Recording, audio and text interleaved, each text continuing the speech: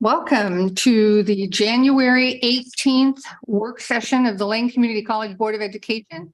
My name is Rosie Pryor. I'm the chair of the board, and Celia will call the roll. Rosie Pryor, Here. Steve Mattel, Here. Lisa Fragola, Present. Angela Van Kraus, Present. Mike Eister, Here. Austin Fulnagi, Austin, do we have you with us? Doesn't look that way. Holly Johnson, Holly is excused this evening. We always begin our meetings with a land recognition. I'm calling on City Councilor Greg Evans. Well, I'm not city councilor tonight. I'm an employee of the college. So thank you, Chair Pryor. I'd like to start our meeting with the acknowledgement that the land we are on is the traditional homelands of the Kalapuya people. The Kalapuya were stewards of this very land over 14,000 years before their traditional way of life was forever disrupted and destroyed. We start our meeting with humility and reverence for the original inhabitants, the Kalapuya. Thank you. Board members, are there any changes or additions to the agenda this evening? There being none, is there a motion to adopt this evening's agenda? So move. Want to second that? I'll do that in a second. Okay, Wait a minute. that was Mike and Steve. Will you call the roll, please? yes. Rosie Pryor, Aye. Steve Mattel, Aye. Lisa Fragola, Aye. Angela Van Kraus, Aye. Mike Eister, Aye. Austin Fulnagi, Yes. Holly Johnson. Thanks, Austin. We heard you that time. We're glad you're with us. We have Thank you so much. several discussion items this evening. The first is called Job Wages and Change in Lane County. What decision makers need to know. President Bolger. We'd like to invite Henry Fields to come to the podium. And Henry Fields is such a friend to Lane Community College, and he's going to introduce himself this evening to everyone and give a presentation which will give us a sense of what's happening in Lane County. Excellent. Thank you, Welcome. Dr. Volger. Welcome. Thank you. Thank you so much for having me. So if I just say advance the slide, Celia, are you? Oh, okay, perfect. Thank you so much. Great to meet all of you. Some of you I know, I've worked with Mike in the past before. Austin is actually a colleague. I work for the employment department. So great to see that you're on the phone, Austin. Toss me some easy questions if you can get a word in edgewise. My name's Henry Fields. So I work for the Oregon Employment Department. Like I said, I work for the research division, which is responsible for a lot of the numbers that we read about in the newspaper, things like unemployment and change of employment by industry. But my role is as a workforce analyst for Lane and Douglas County, which means that my job is to make sure that you all have access to the data that you need when it comes to the economy and to labor market information. So what I'm going to do today is kind of two broad buckets. I'll try not to take up too much of your time. I do love to talk, but I promise I'll keep it contained. And so we can have some time for some back and forth as well. I wanted to give a couple major kind of things that we're keeping our eyes on in terms of what's happening in the Lane County and Oregon economy, and then give some examples of ways to use data to really get to the bottom of some of the questions that people are asking about what's going on, what the jobs of the future might look like. So next slide. What does everybody need to know about the economy and job markets? This is the first set of things I'm going to talk about. Next slide. So this shows a percentage job loss in the last two recessions for Oregon statewide. The blue is for the COVID recession, so starting in March of 2020, and the orange or yellow is the Great Recession. So a couple things to note here. The shape of the recessions that has taken place in the last 10, 12 years, 14 years at this point, are totally different. And the experience on the ground has been totally different as well. So you can see during the COVID recession, we lost more jobs overnight than in the entirety of the Great Recession. So obviously huge economic disruption, but at the same time, recovery has been a lot swifter and a lot more, short-term job loss than the Great Recession, which took a very long time to recover from. Next slide. So this is Lane County on that same scale over those same two recessions. So a couple things to notice. Both recessions were a little bit less kind to Lane County than Oregon overall in terms of percentage job loss. It actually took us about 10 years to recover all the jobs that we lost during the Great Recession, for example. And COVID, we are, unlike the state, not quite at our previous employment levels of February of 2020. A lot of reasons for that. Basically, the way to think about it is Lane got a little unlucky in the last two recessions in terms of the industries that were affected and the importance to our economy. This is, not a death sentence by any means, but the important thing to know is that one of Lane's key assets is that has a diversified economy. That's one way you grow your way out of recession is particular industries are obviously affected differently by different recessions. We'll talk a little bit more specifically about that. Next slide. So this is analysis from the Oregon Office of Economic Analysis, a kind of sister agency that helps the legislature decide how much money they have to spend based on what's going to happen with taxes in the economy. They make a little bit more of a short-term look at what they predict is going to happen. Their most recent analysis projects a mild recession in 2023, and I would really encourage anybody that's interested to look at the full article and the slides that they present to the legislature. It really gives an idea of what's going to happen in our economy, their best guess. Now, this is the most likely scenario is a mild recession, but that could mean a lot of different things and could have a lot of different feelings. So for example, maybe more like a 1990 recession, which was not particularly strong, or a 2001 dot-com bust, where particular industries are affected, but others are not. And so that's a key example of why recessions look the way they do. And really, I would encourage folks to kind of look through it and familiarize yourselves with this. This is for Oregon specifically, but obviously what happens in Oregon, rhymes with what happens in Lane County. So still very important to understand the local area. Next slide. This is a really critical thing that I want to try to help folks understand. Probably all of you, whether you're in charge of hiring somewhere or are just, reading the newspaper and seeing what is going on in our economy, are aware that it's a really hard time for businesses to hire workers right now. This is kind of the key element underlying the economy right at the current moment. What this chart shows is the number of unemployed people per job opening. So it has Oregon in green and the US in blue. And so you can see in winter of 2013, we were looking at 8-to-1, 8 unemployed people for every job vacancy open in Oregon. You can see a pretty big spike in 2020. And now in 2022, we are actually below 1-to-1, meaning if every single unemployed person accepted an open job, there would still be jobs left open in Oregon and in the US as well. So that's a very, very different hiring dynamic. It's a very different dynamic to be graduating into, for example, than in winter of 2013. And really, I think this is kind of the key thing to understand about where our economy is and what businesses are struggling with. Next slide. Another way to look at that is what businesses find difficult to fill. This is a survey that we put out every year, every quarter actually, asking businesses what jobs they have open, how much they're paying for them, whether they're difficult to fill. It's a really key way that we have to gain insight from employers and tells us a lot of useful information. There's in spring of 2022, for example, 77% of vacancies are difficult to fill, according to employers, and that's near a record level since 2013 when we started doing this survey. So that tells you that businesses are having more trouble filling those jobs than they have during the course of that. The jobs that end up at the top of that list tend to be large occupations with some difficulty raising wages, for example. So things like restaurant cooks, personal care aides, maids and housekeeping cleaners. These are jobs with lots of vacancies overall, and then lots of difficult to fill vacancies in addition to that. Next slide. Switching gears a little bit, this is another important thing to understand because I hear a lot of discussion in Lane County about things like, well, we're not a very diverse area, and so we don't really need to think about diversity in the same way that the nation does. I wanted to kind of give this highlight as a way to, in some way, fight back against that notion. So this is an example of what our workforce looks like in 2021 for private industry. For Lane County, our workforce is 81% non-Hispanic white versus 62% in the United States. So less diverse on a racial and ethnic basis overall. And a lot of that has to do with, the structure of our population, historical trends, things like this. But next slide.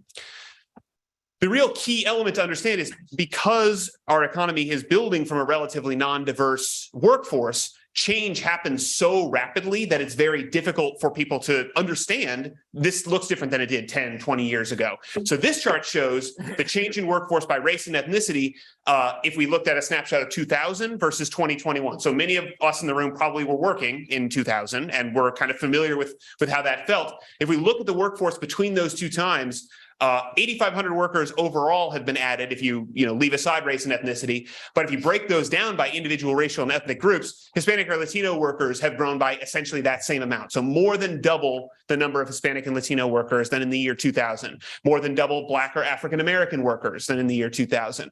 The only group to have lost its share within the workforce overall is there are about 5,000 fewer non-Hispanic white workers over the last 20 years. So I always kind of think that that's a very dramatic way to look at what it might be different if you are a business owner, if you are a person that is graduating, and help people understand along every step of that chain how that affects our economy and people's access to particular types of jobs, which is something that I spend a lot of time looking at. Next slide, please. Okay, a few more table setting things. One key thing to understand is that our population growth is a real key asset for us. I don't know how familiar folks are, but really Oregon and Lane County as well in particular are attractors of people. We attract more people than we send out from essentially almost every state. And that is a key asset for our economy because people bring their ideas here, people come here to join our workforce. Many states, many areas do not have that that blessing, you could think of it. And it's a really key asset for it. Now, there is some suggestion in 2022 that our population growth on a state level is either growing slowly or perhaps declining. So the Census Bureau disagrees with what Portland State is estimating. Those are the two major sources we have for population growth statistics. And regardless, I think the important thing to understand is looking at the historical trend, it is certainly a lot slower than it used to be. And what that means for what happens to workers in our economy, how people can find the workers they need is something that I think we all need to consider. Next. So that 2022 data with specific information about Lane and Douglas County for the Census Bureau is not available at the county level, but this gives you some idea of what's happening with our population change overall. So since 1991, this is an average over decades. It does fluctuate a little bit more than this. But what this shows is natural increase as a source of population growth versus net migration. So dark green is net migration. Light green is natural increase. Natural increase is the number of people born minus the number who die. Net migration is that statistic I was talking about, the number of people who move here minus the number who move away. So both of those could be negative, but they have not been negative since the 80s in most areas of Oregon. It tends to be that more people move here than move away. Now, what has been negative in the last decade, very slightly, in Lane County is there's been a natural decrease. More people died than were born, which takes some people by surprise. And you can see that number's very large in 2021. And now we're kind of settling out at where are we going to be with this new normal 2022 going forward? Are we losing our strategic advantage as an attractor? I don't know that we have the data really to make that case yet, but it's an important thing for us to be aware of who moves here and why. Next slide, please. Wages are lower in Oregon and in Lane County in particular. So this is the annual average wage across all workers. So the US about 67,500, Oregon about 64,000, and Lane County about 52,500. So really what you see here is, Oregon earns less than the US on average, and Lane earns a lot less than Oregon on average. There are essentially 6,000 reasons for this. There's no quick answer for why this is the case. But this is a really kind of key fundamental thing for us to think about how people end up doing the type of work they do in our economy. Next. Lane County also has more high school grads. And so this shows the educational attainment of the population. And this kind of takes people by surprise as well, being that we are the home of University of Oregon. We have slightly fewer people with a bachelor's degree or higher than the US or Oregon. We have slightly more that are that have a high school diploma or more than a high school graduate would be one way to think about it. And one reason for that, next, has to do with the various, I suppose one reason and maybe cause, there's some cause and effect confusion there. Higher education levels don't earn as much in Lane County as they do in other areas of Oregon or the US as a whole. So this shows total population the median earnings broken down by education level. So some key things to note here: if you're less than a high school graduate or a high school graduate, not much of a gap with the US and Oregon. Some of that has to do with our higher minimum wage, for example, than the federal minimum wage. Not a very large gap with some college or an associate's degree, particularly for Lane County, Douglas, the other county I cover, a little bit lower. But then you really see for bachelor's and particularly graduate degree, our earnings are lower than the US median average. So there's, again, a lot of different reasons for this, but this kind of helps people understand, why people might move or move away, or the various population dynamics that come up with why our workforce looks the way it does. Next. So I'm going to switch gears a little bit before I open it up for some questions. Hopefully this is getting some ideas going about what sort of things you'd like to see. I do want to say one of my key roles is to make sure that you all have access to the information you need. So anything you see here is obviously free for the taking, and also I'd be glad to help you get access to a particular element that you're interested in looking at. I have a list of free data resources that you can use if you are interested in this type of thing that would cover everything that I've covered in this presentation so far. The world of data is really dramatically expanding in what kind of access to information we have. So, but the key is knowing how to use it, knowing what tools exist. A really key tool is qualityinfo.org. If you're not familiar, that's the Oregon Employment Department's data and career information website. So that's where I get a lot of information about wages across the state. We have tons of things that are available. Again, I'm always available to help answer questions or find what you need. For the final part of the presentation, I wanted to show some examples of ways that I have actually answered people's questions in this area to kind of get more specific about how to use data creatively solve problems. So this is useful for you all and for planning purposes, for other folks at the college that might want to know something about their program area. Let me show you some examples. So next slide.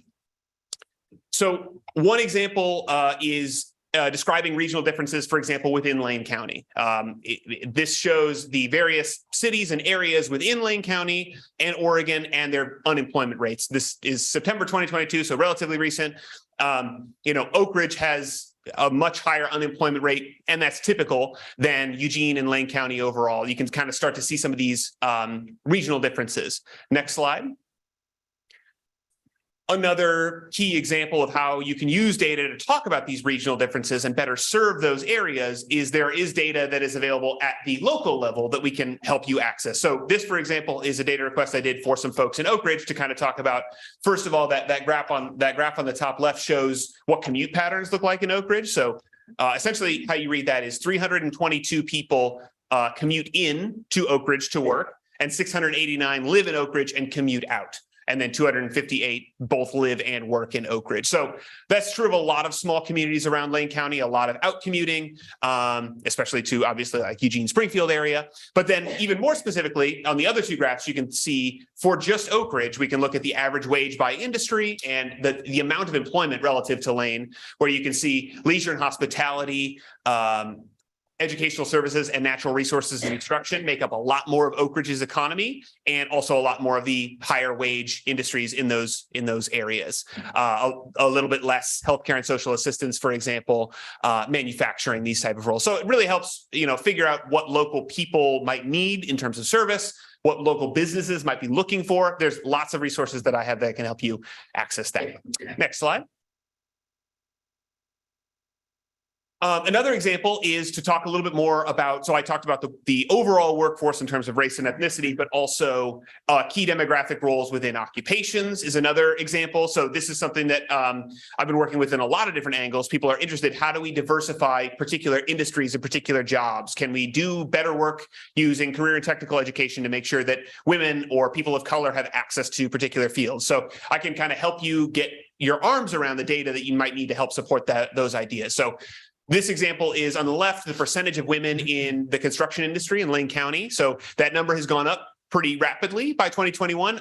Over 20% of the construction industry overall is women, which is much higher than it has been only a couple decades back. However, if you look across the US, and this is likely true in Oregon as well, the percentage of women in particular occupations is much lower than that. So if you're talking about particular construction and extraction occupations, things like sheet metal workers, carpenters, HVAC mechanics, electricians, somewhere between 1% and 3% of those are women. So there's a key instance of progress might not be made on the same front on those type of questions. A really key thing, I think, for trainers, for workforce professionals to understand what it might be like, for example, for a student to graduate from a plumbing program and go in as a woman and what that might look like. Next slide. The last example I wanted to talk about is kind of thinking about cutting edge job opportunities of the future. So Quality Info has lots of data available on 800 different occupations. Honestly, you can get lost in that site really easily. Don't forget my contact information because there's lots of good things there. But if you don't know what you're looking for, it's sometimes difficult to know that what you are looking for is there. So I wanted to show you an example of those 800 occupations, what in Lane County is a high wage, high demand job, which is something that, for example, career and technical education professionals are expected to be able to talk about. That requires an associate's or some post-secondary training that are the fastest growing. So you can see that's sliced a couple different ways to get at some of these jobs that are actually not the largest jobs, but they tend to be the fastest growing on a percentage basis. So those numbers to the right show the amount of job opportunities added over those next 10 years. But you can see the percentage growth is very, very high. These kind of represent some of at the associates and post-secondary level, some of those fastest growing ones. So you can see quite a wide variety. The number one being CNC tool programmers, but also folks that work in childcare. There's leisure and hospitality roles like chefs and head cooks. There's folks that work in medicine. There's agricultural and food science technicians. Lots of things to explore here in terms of jobs that will continue to grow their role in our economy to serve particular industries that are unique to Lane County. The high wage and high demand designation is something that we help put together. It is based on how a job compares to what else is available in that area. So that's, again, another example of a question I can help answer if folks have ideas they want to talk about on that. Next slide. This is that same chart, but taking away the requirement that it be an associate's or post-secondary degree. So my thinking here being, if we want to set up students for success, kind of regardless of the education level that they end up at, whether they're going to take their associates and move on to a bachelor's degree, these are some of the fastest growing jobs in Lane County, regardless of education level. So there's exercise trainers and group fitness instructors. There's nurse practitioners. You can see a lot of those same ones like CNC tool programmers. Massage therapists, and operations research analysts. So a lot of these might be things that you say, well, I don't know exactly what that job entails. And some of them are things that I don't know exactly what that job entails because there's 800 of them. But that's one of the key advantages of our current data world. And my role is I can help you find out exactly what that means, how to train people for those jobs, what type of businesses are looking for those roles. Question? Yes, please. Could you say again, what does 24 mean beside producers and directors? 24 Yes. what? That's a great question. So that represents, and I didn't say that very clearly, so thank you for that clarifying question. So the number in that box is the number of growth opportunities, meaning a business is going to add on an additional worker. So in the case of nurse practitioners, additional 58 nurse practitioners would be employed in 2030 relative to 2020. Now, So this is the results of your survey that you do? yeah, well, actually, this comes from a separate data source. We do 10-year job projections. The 2021, 2031 will be out within a month, and we can kind of look at what jobs will look like 10 years out. Now, the really important part about your question is these only represent growth openings. So that means a new person, a business is expanding and needs to be hired. About 90% of job openings are due to replacement. So that's another key element to be able to look at. This does the best job explaining those jobs that aren't very large right now, what they might look like. But that is what is meant by that number. In 10 years, we project that there will be that many more of that type of role in our community. Excellent question. I believe that's the last slide I have, but go ahead and advance the next one. And I'll open up for questions. This is my email address and phone number. You can see some recent publication presentations that I've done, but I would love to be working with any and all of you, including other staff at the college, and making sure that you all have access to the data you need. Yeah, go ahead, Mike. Thank you, Henry. As always, very clear and helpful presentation. For my fellow board members, I can tell I've known Henry for a long time, since he started in the job here. And he is not only a great resource in terms of supplying information, but he will also help you understand it, because I almost always need to call him back or send him an email, say, what does this mean? So I'll say that. Thank you. My question has to do with again, some of that you stumped me. I thought I saw on one of the slides that jobs like cook and childcare are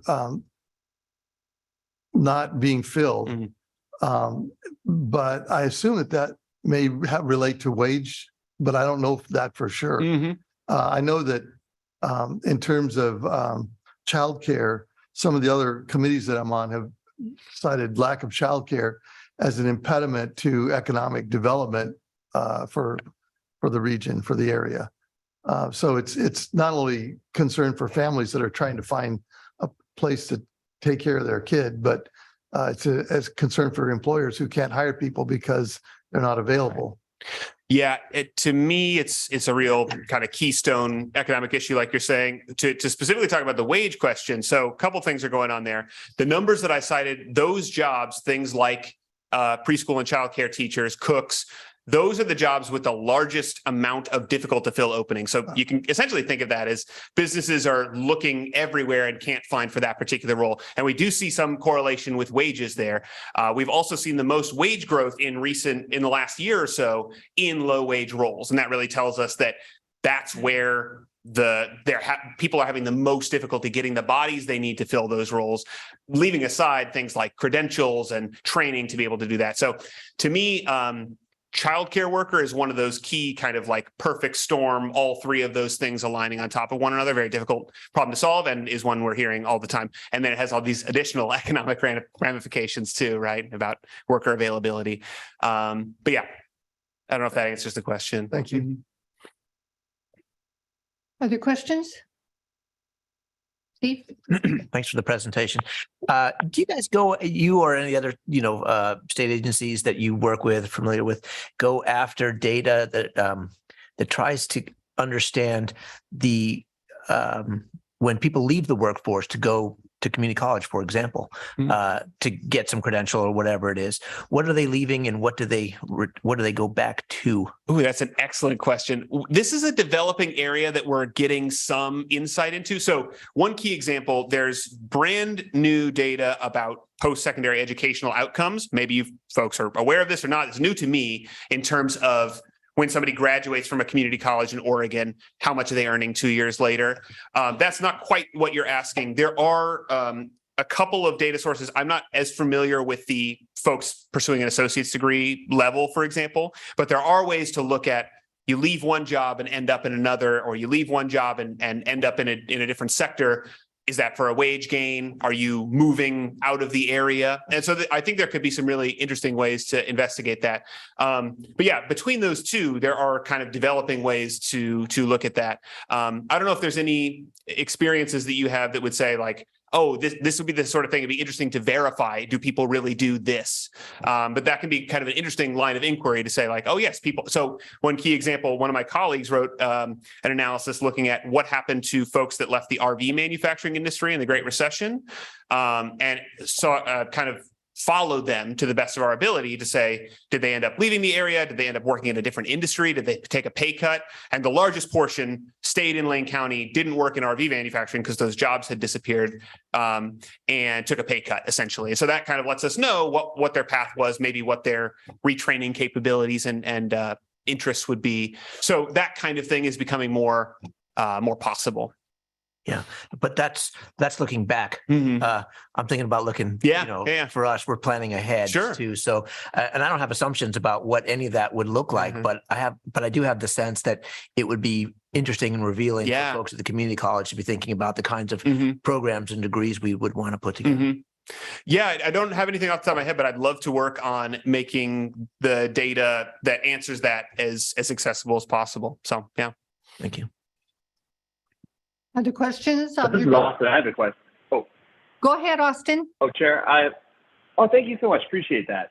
First off, of course, excellent presentation. And that's exactly why I wanted this presentation to occur, so that we can start thinking about, workforce data. And as we're approving new programs, as we're looking at BIPOC communities and women in trade, and also even looking at how can we become a HSI, Hispanic serving institution.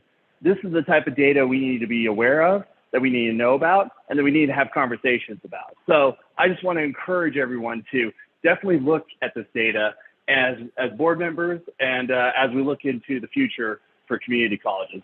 Again, excellent presentation and amazing information. Thank you. Thank you, Austin. Thanks, Austin. My comment is really more of an observation. In years past, when the college has struggled some over budget balancing exercises and so forth,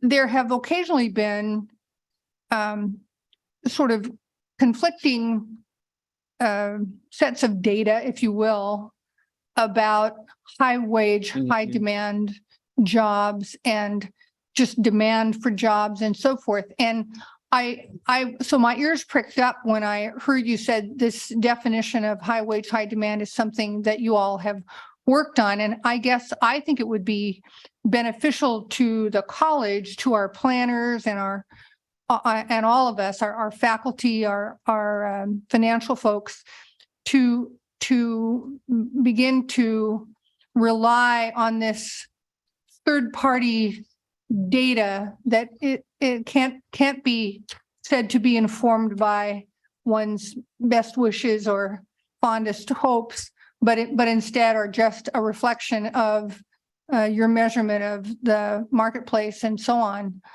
So I think going forward, I hope that the board will adopt the use of definitions by third-party experts like you all and apply those to how we evaluate or how we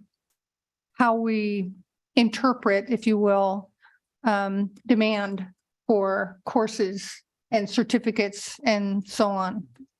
Yeah, I will say, I mean, I agree in terms of helping folks understand. I do want to say, one key element of data that I want to leave you all with is this is really about empowering what you all want to investigate. So, for example, there are different ways of looking at when a job is demanded, what skills are most in demand in our community. And I really just want to make sure that everybody from the finance department to the board has access to what they need and can feel confident knowing that what they're looking at means something and we're all speaking the same language. That's really the key, advancement of exactly what you're talking about. So, but thank you.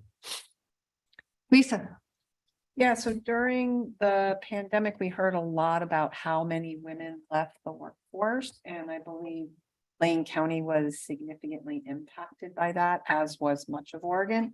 So I'm curious if there were any investigations into where they went, what they did, which I could probably guess, but how many of them are actually returning? Yeah, it's a great question. A lot of those things that you can probably guess are true. So obviously a key example being like I talked about, a lot of the industries that were particularly affected in 2020 were dominated by women. So just in terms of initial layoffs, that was where a lot of the damage was concentrated. A couple things that do go counter to, how we have thought about it. Well, one, for example, the unemployment rate for women is not higher than men right now, which is a good sign in terms of unemployment just means somebody's actively looking for work and not able to find it. So if those are out of joint, there's something going on there. That is not the case. However, at the national level, at least, there is still a gap in the number of women employed. And a lot of that has to do with everything from obviously unequal childcare burdens plays some role. But there is this question of, if everybody's not back in the workforce that was before, how come it's still so difficult to fill jobs, right? Why aren't people coming back? And there's a lot of unpacking to be done there. One being that there isn't just a giant group of people that just don't want to come back to work, especially men, women, any population, people that are new to the workforce. That is a key thing for me to help employers understand. But there are still certain burdens, for example, childcare, that fall more heavily on women. And there's also other unrelated things that bring people out of the workforce. So, for example, more people started their own business during 2020 and 2021, which is kind of an unexpected result, right? But that takes them out of the traditional labor pool. Fewer people are working multiple jobs, which also takes them out of, in a sense, one of the potential labor pools they could fill. So that combination of things helps explain in addition to the immense amount of demand right now, why it's difficult to fill jobs. For the things that face women in particular, those are some of the key issues. But I actually don't know the most recent numbers if the number of Oregonian women employed, what that looks like relative to the nation, what that gap looks like. So I would have to look into that more specifically, but. Thank you. Steve? Do you do any sort of customized work? If Lane was to say, we would really like to know X, Y, or Z, and we have a good reason for it, it's not just for fun. Do you take those kinds of requests, or you personally, or I didn't mean you personally, but your agency? That's essentially what I'm here for. Even the fun requests, that's fine too. No, the way to think about this is I'm not the sort of consultant that's going to put a final report on your desk, but I am the person that's going to help you get access to that data, or even brainstorm with you about this is the type of thing that we'd like to know more about. Can you tell me about what's available? That is really my key role, and you all are one of the key customers that I serve. So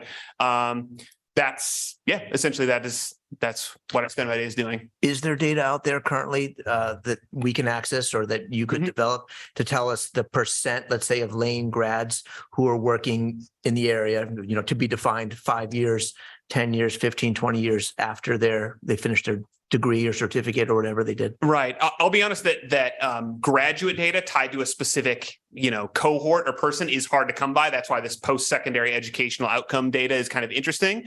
The problem always becomes with violation of student privacy, right? So it essentially has to be tracked by social security number or some other proxy. So that data is not as available as I'd like it to be. But again, this is the sort of thing that with an idea of what kind of thing is useful for planning purposes, I can probably get as close as we can to that and figure out what is available. For example, perhaps this post-secondary educational outcome data would be a useful way to look at, how many people are in this area geographically in 4 years. How have we measured that up till now? Well, that's actually been a request of our national association, AACC and ACCT. It's been asked of Congress now for quite some time. The federal government has made it illegal actually to track post-secondary records out to, say, tie it to employment. Don't get me started on why they do that, but it has been something that has been one of our main requests every time we go to DC to ask for support of that. Because we are definitely guilty of claiming that the vast majority of Lane graduates stay right here in Lane County. And so I'm assuming this is based on data we have assembled. Yeah, well, we're the community's college, so it would be nice to validate that and find out to what extent that is true and where there may be areas where we're actually training people who are primarily leaving, which is not necessarily a bad thing, but nonetheless, just to understand some of those things. Yeah. More questions or observations? Thank you so much for your very, very lively and engaging presentation. Very, very helpful. Thank you. My pleasure. Thank Appreciate you.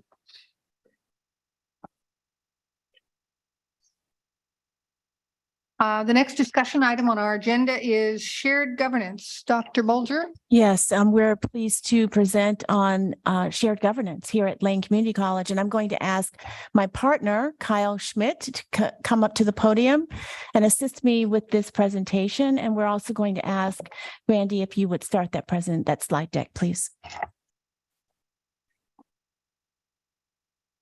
This is the title slide. And one of the things I'd like for the board to know, and certainly the audience as well, is that there's a chair and there's a vice chair of the College Council. And that's what's represented on this title slide. And one of the tenets of the shared governance system here at Lane Community College is to provide leadership opportunities for individuals in chair roles. And so Kyle Schmidt is actually a classified professional. And then you have classified professionals, faculty, and sometimes students who can serve as chairs within the shared governance structure for the college. And then as vice chair, you would have an administrator. Next slide, please. Shared governance is reflected in a couple of board policies, which are reflected here, which are probably very familiar to you. Next slide. This is a quote from the American Association for University Professors, the Union for University Professors, and it talks about the role of the governing board in shared governance. And one of the sections that I want to call out is about the board's role in possessing the final decision-making authority. Next slide. There are many stakeholders in shared governance, and they are Board of Education, classified professionals, faculty managers, and students. This comes directly from the college website, and these groups are considered stakeholders within a shared governance process. The notion being that shared governance includes input and the voice of many individuals in the institution. Next slide, please. LCC's shared governance system has a number of principles, about 14 principles, and these are encapsulated on this slide and also on the next slide. And I just want to highlight a few of these as you are reading this slide. Certainly, the shared governance system embodies and supports the vision and the mission of the institution and is comprised of stakeholders who participate in decision-making and also assign members to councils. The faculty council is a little bit distinct within the shared governance system, and it is limited to faculty membership only. The Board of Education delegates responsibility to the president for the shared governance system, and we certainly strive for timely and well-informed and clear decision-making processes. Next slide. I'll hop in there for a second. Faculty council is voting membership limited to faculty, but there is representation from classified professionals and management. See, that's why I have Kyle as the chair. And he will interject all through this presentation. So thanks, Kyle. Also, with regard to some shared governance principles, these are the second of the 14, as I mentioned.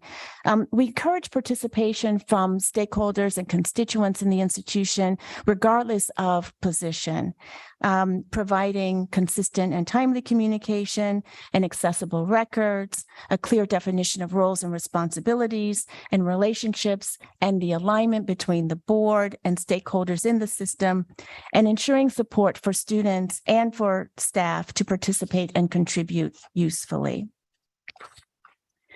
Next slide, please. Here is the structure for shared governance at the college. It starts, as you can see, with the Board of Education, and then the college president, the college council, which is a college-wide governing body. And there are 4 councils that are connected to the College Council, and they are Diversity Council, Faculty Council, Infrastructure Council, and the Student Success Council. And the number that's represented there means that each council has 1 vote in the College Council decision-making. There are actually about 15 individuals who are members of the College Council. I don't know, Kyle, if you want to say more about that. Each of the stakeholders groups has their own mechanism for appointing people to the College Council. But then in addition to those groups, each of the councils sends somebody as a member by position to ensure that there's communication between each of the councils. Next slide, please. There is a distinct role for the college governance councils, and the role is twofold: institutional planning and college operational policies. We added the word operational. Generally, you'll see college policies, and that language has been discussed here at the board. We've added operational to distinguish the college operational policies from the board policies. In addition, the College Council is the body that makes the annual budget recommendations. Note on that one, we have a budget development subcommittee, which every year tries to reach consensus on budget balancing recommendations and does a campus-wide forum and sends that off to College Council, and we try to reach consensus on it, and then we send those recommendations on. Next slide, please. The college online policy and procedure system, COPS, is a familiar term, I believe, for the board. And we want to distinguish what college operational policies are. As you can see, that's the purview of the college governance councils, and then the college procedures, the purview of administration. So you can see that the college operational policies are the what at the college level.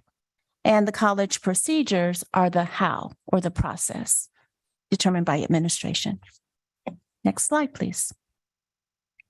Wanted to show how a board policy could very well be connected to a college operational policy and a procedure. And the example we've chosen is the OCCA Board Policy 3720, Computer and Network Use. There is a college operational policy. It's called Information Technology, Technology Use, Rights and Responsibilities, and there happens to be a procedure, Information Technology Use of Services. Not always is there a link between a board policy and a college operational policy and a procedure, but that can occur. And we wanted to make sure that we showed you an example of that. So Dr. Bolger, there should be a reverse link though, I assume. If there's a procedure and a policy, that should link somehow to a board policy. Is that? They generally do, but they may not. Yeah. And Mike and I talked about this today. Mike, do you want to jump in? Yeah, so I was looking today and there's about 56, I think, college operational policies, and I would say 35, and don't quote me on those numbers, but they're pretty close approximations. 35 of those 56 do not have a board policy that they relate to. I mean, for example, a college policy that would not have a board policy would be something, there's a policy about food and drink in the classroom, for example. There would not I see, be a I see, policy sure. about that. Next slide, please. This is how the sausage is made. And so what we want to talk about here is take one of the policies that the board has pulled in the last few months. There are 5 of them. And we want to walk through this process using that particular policy just to show you how it might work through the process. One of the things we want to show is the connection between the OCCA library that the board is deliberating about and the existing board policies and the college online policies and procedures system. So of course, in that first box, you'll see that the Board of Education decides on board policy. And then the second box that the board pulled a policy. We'll take, say, copyright, the copyright policy. You might remember that from October, November timeframe. What would happen to that particular policy after the board pulls it is that it would go to the president as you directed. The president charges a cabinet member with coordination. The reason for that is that the cabinet members essentially represent the functional areas, which are very much correlated with the policies: academic affairs, vice president, finance, vice president, and so forth. The president would go to the college council. I don't have a cursor, but I don't know if we can point to where we are. There we are. So that would go to the college council is where we would take that. The college council would assign that policy to a council. You'll see that box. There you go. And in this particular case, the copyright policy at the last college council meeting was assigned to Faculty council. the faculty council. It was assigned to the faculty council. What the faculty council is asked to do is to check in with the other councils. That's the stakeholders, as you can see down there. The policy would go back to the college council once they have deliberated. Then the policy goes up at the top to the stakeholders. From college council, after it deliberates, it can send the policy out to its constituents. Again, the college council is comprised of stakeholders who represent constituents. And so they would take the policy and go back out to their constituents. And you can see that in this process that may happen 2 or more times. There could be some back and forth. Once that happens, then there's a vote by college council. As Kyle mentioned, there's a striving for consensus. The recommendation goes to the president for that particular policy, and then that policy can go back to the board.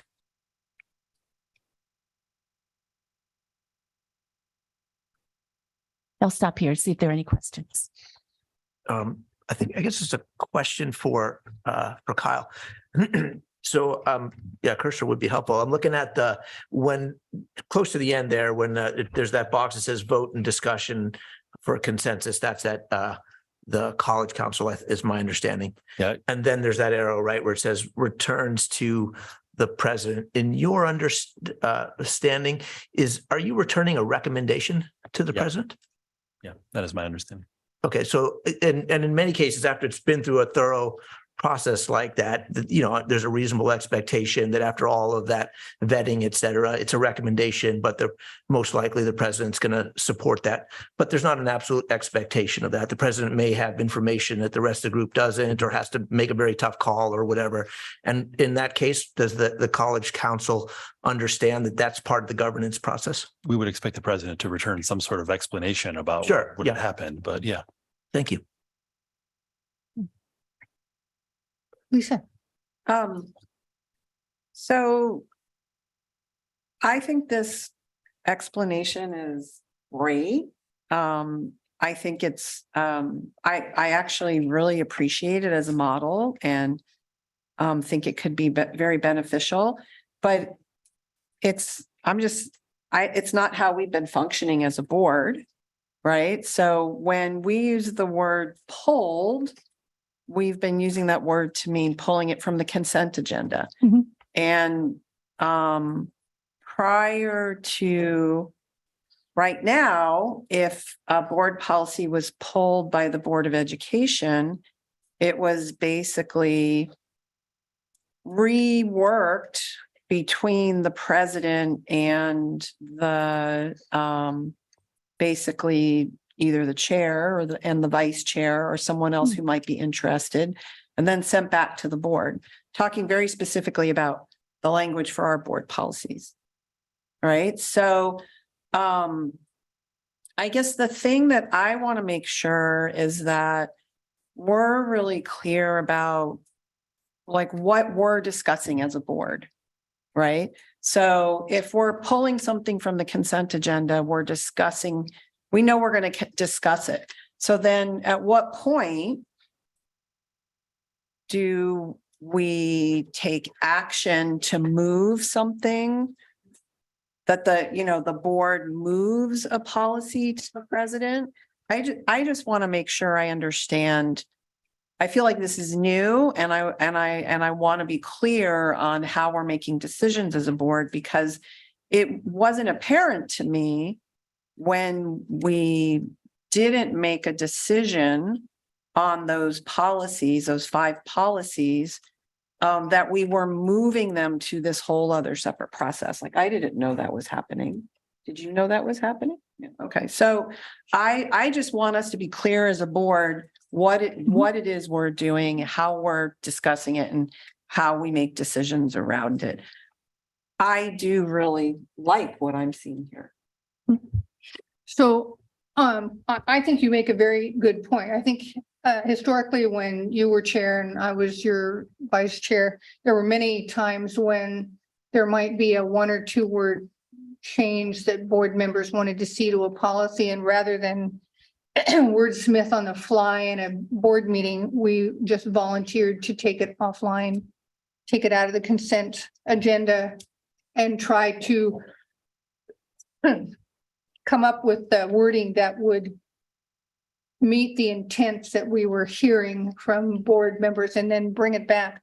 I think that's different from what we encountered when there came before the board over in Florence a couple of policies that really seemed to cause some concern among college employees. And it was my understanding when we agreed not to pursue those policies at that point and to bring them back at some later date, that in point of fact, we were, in my conversations with Steve and with Dr. Bulger, we did talk about Dr. Bulger taking those policies through a process. Part of that was because of the observation that was made that there seems to occasionally be a disconnect between college council and its intent and board policies. So I think that's one reason why you're seeing this now, so that we can clarify that there are different steps we can take as a board to refine policies. I mean, fundamentally, what I want to be clear about is the board has a responsibility to set policy, and the board will set policy. The process by which the board reaches agreement or consensus about a policy and is prepared to adopt it should be somewhat flexible. To me, this is the outline or the process diagram for taking something that feels very employee-centric, very or for which, in the case of these policies that we looked at in Florence, where in years past considerable work has already been done, and really the only reason these have come before the board is because we've been systematically processing ourselves through this OCCA library that we bought into.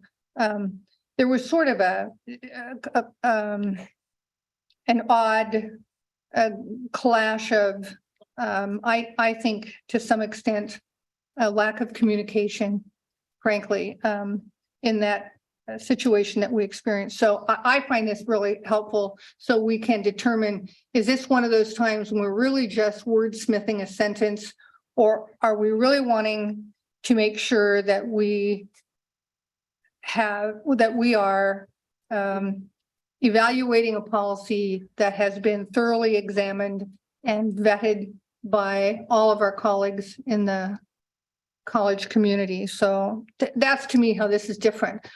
You're right. I don't think we have done exactly this up till now. Steve.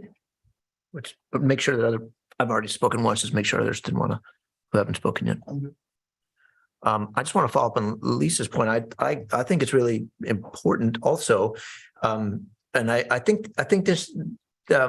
we do need to distinguish. There are times when we are deliberating some policy, and like Rosie says, sometimes it's a small wordsmithing thing, but sometimes it's not. It's significant, but nonetheless, we hold on to it ourselves. We're going to decide some significant value on which the institution is going to move forward, and we aren't delegating that out to the president and the various councils and that kind of thing.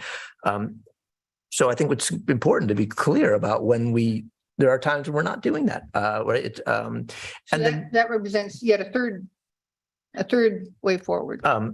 But I think also that what's not exactly said here is that in most cases, regardless of how that policy is ultimately arrived at, whether we hold it amongst ourselves or send it out for review to various councils, et cetera, sooner or later, whatever, we make a decision. And then there's, procedures, et cetera, that need to be established as a result. And, this process described here, or that flow chart described here, makes a lot of sense to me with regard to sort of what comes next after a policy decision is made. Like now these, if we make a broad-based policy as an example that, the campus shall be a safe and secure environment for all, right? I'm just making an example. We would then delegate to the president, well, how is all that going to happen? And the president would, delegate to these councils and figure out what does that mean? How are we going to enact this? What are the enforcement mechanisms? And we would delegate that and expect that to happen, but we would hold the basic sort of policy making function, fairly close, I think. Angela? Thank you. I think that gets into what I was going to ask, which I'm reading ahead and seeing is actually covered on the next slide. So I might not go too far into this, but it sounds like this slide 11 that we're looking at is really a proposal for a way to move forward. Is that true, or is that I think this is meant to be a diagram of how it has historically been meant to be happening. Interesting. Okay. So I am very interested to hear the next bit about what happens after we make a policy decision and how it gets implemented. So I guess I'll say that, but And then I'll stop talking so that I can hear the answer. Lisa? Mike? So I think I agree with you, Rosie, that we had really encountered a policy where there was such a significant level of wanting to really discuss it and evaluate it in the past. I mean, there might have been one or two in the past, but there was more wordsmithing. And so, and I don't find that unusual because we decided to start with the easiest ones. That was intentional. What we thought were the easiest ones, right? So for me, I think what I wanted to share is that when at that board meeting in Florence, it wasn't clear to me personally that those policies, when we said we were pulling them, that language, that they were being moved to the president. So I just want to be clear about how we're going to make decisions. But then I am also really curious about, after we do create policy, because there's all these policies that say we direct the president to, right? Then, and we've heard from legal counsel that at that point, it goes to the governance system for implementation, development of operational policies. So I am really curious about seeing that in action. And I think that at some point, it would be beneficial to have reports that come back to us about some of these things, which I can't really, I mean, we haven't ever really gotten to this place, at least while I've been on the board. So it's a new experience for me, and I just want to be sure how I'm navigating it. If I could offer, Board Policy 325 actually directs us to submit a report to the board every year. And we will do that in May of this year. We will, and in fact, there's an outline of what we should be considering as we present that to the board. So we will for sure do that. I think what you're referring to are the questions that have come up just now are on slide 12. Hopefully they will be covered on slide 12, and we'll go through those now. Slide 12, Randy. So when the Board of Education votes and approves of a policy, the president may initiate, may, of course, is a very important word here, may initiate developing college operational rules and procedures by first delegating the policy to a cabinet member who would be responsible for the implementation of that ultimately. If it's a procedure, then we move to the top. Randy, if you can find your cursor there. Oh, it's someone else. It's Brett. Sorry, Brett. If it's a procedure, then it follows the COPS procedure process. And what this is that the procedure goes to the administration. So essentially it goes to the cabinet for drafting of a procedure. And then that last box, the president will finalize the decision-making, in my case, along with the cabinet. And that procedure will become a process and how that particular policy is carried out in the institution. If there's a college operational policy, again, that's the what on the college level. The what on the college level. Then that's introduced to the college council. And then the process after that is what's on slide 11. We'll go back to slide 11. It's this process. It goes to the college council, which assigns it to other councils, checking in with stakeholders. The policy will go back to the college council. The college council stakeholders will send it out to their constituents. It will come back to the college council where there will be a vote and discussion for consensus, and then it goes to the president. So go ahead. My question is about that very important word, may, initiate developing college operational rules. Is there a process by which policies are sort of evaluated against the current college operating procedures and policies so you can determine whether you need to initiate a process to change anything? It would certainly be done at the administration level at first. And I know, Mike, we have talked about that as well. If you could weigh in on that too.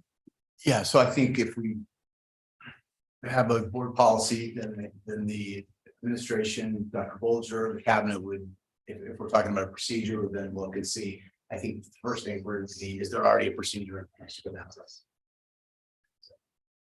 And if there was, do we need to tweak it given what you all passed as a board policy? Is there something there that needs to be tweaked slightly? Perhaps not. Perhaps it's ready to go and we don't need to do anything. That's part of where the may comes in.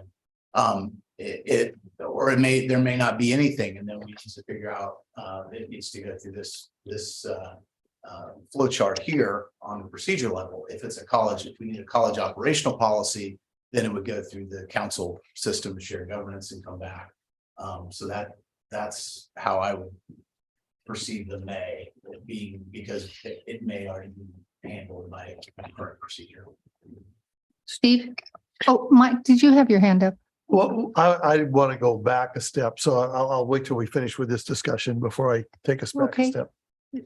I have a question, another question for you, Kyle.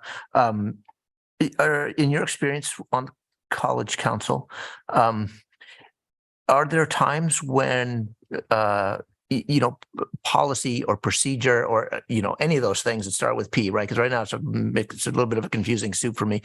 Are developed independent of a request from the board through the president, where you all decide on your own, we need a policy procedure.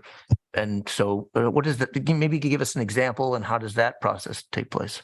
So governance doesn't typically deal with procedures at all.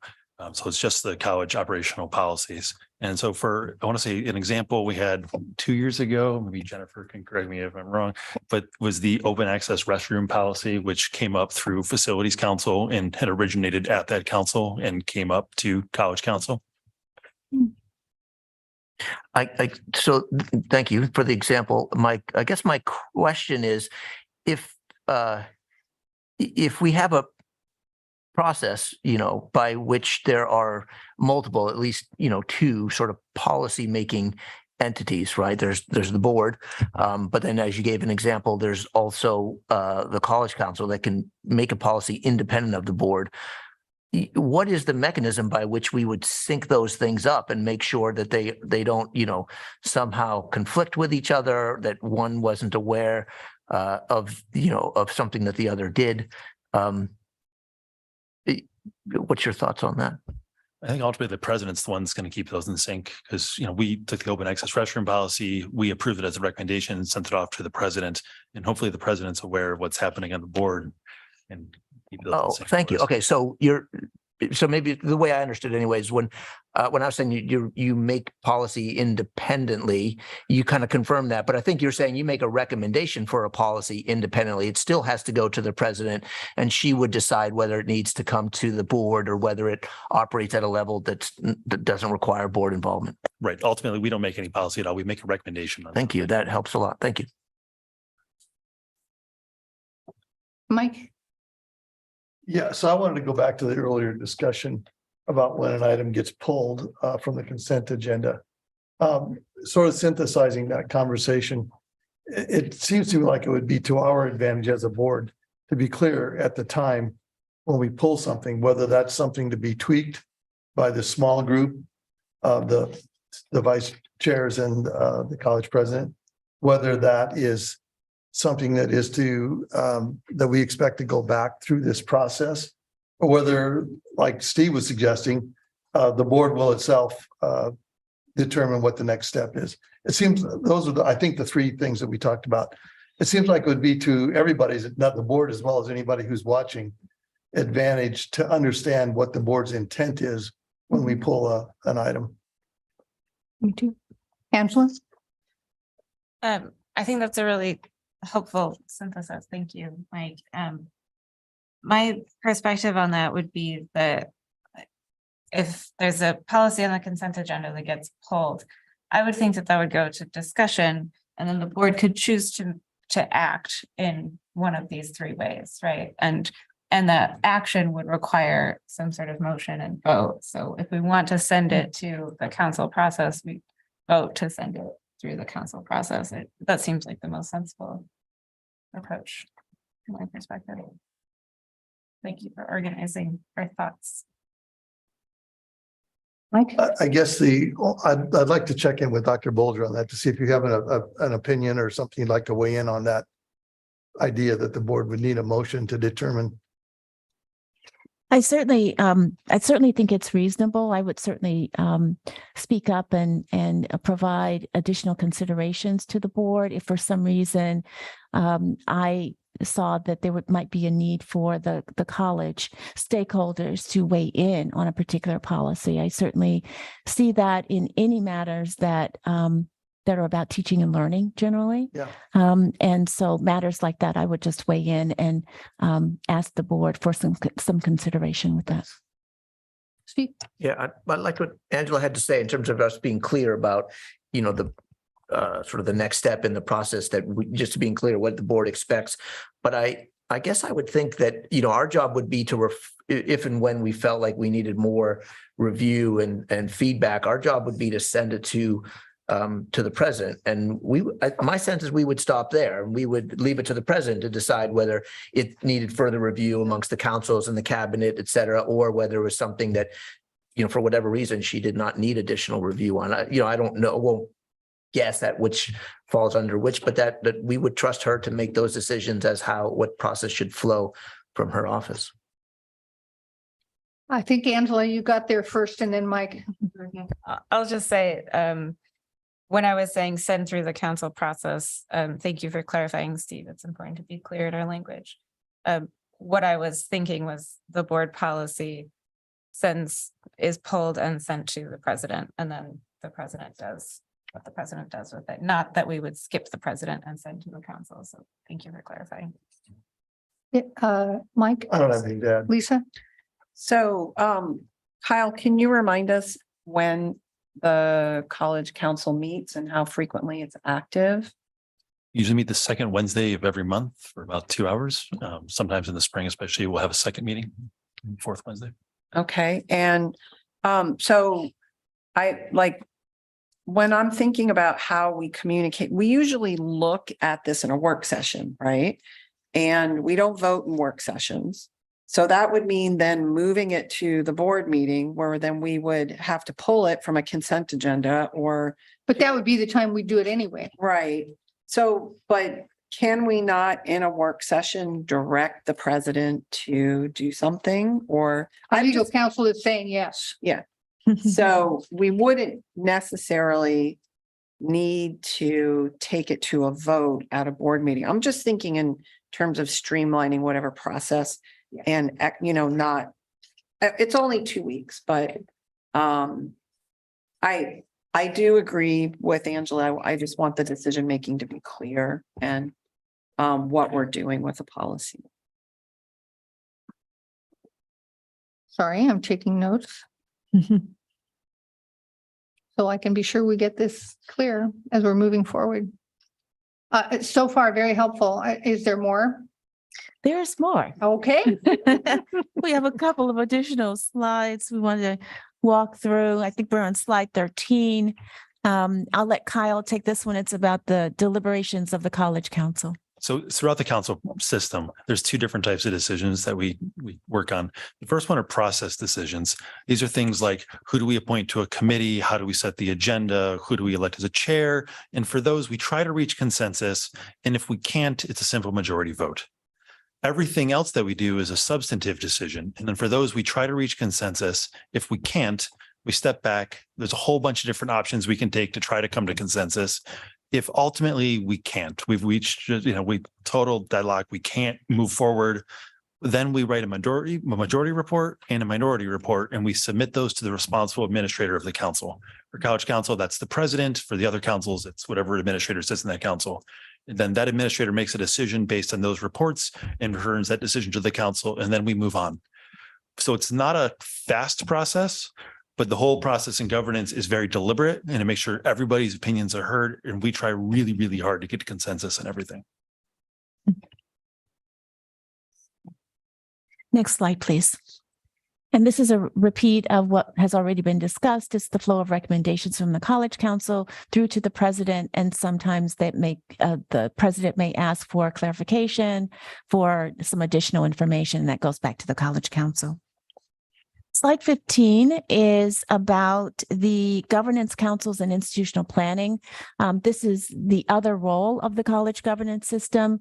And we want to show the relationship between the strategic plan, which the board approves, and all of the other plans that the college has. There is an intent to link the plans with the strategic plan. And so that's what this diagram is.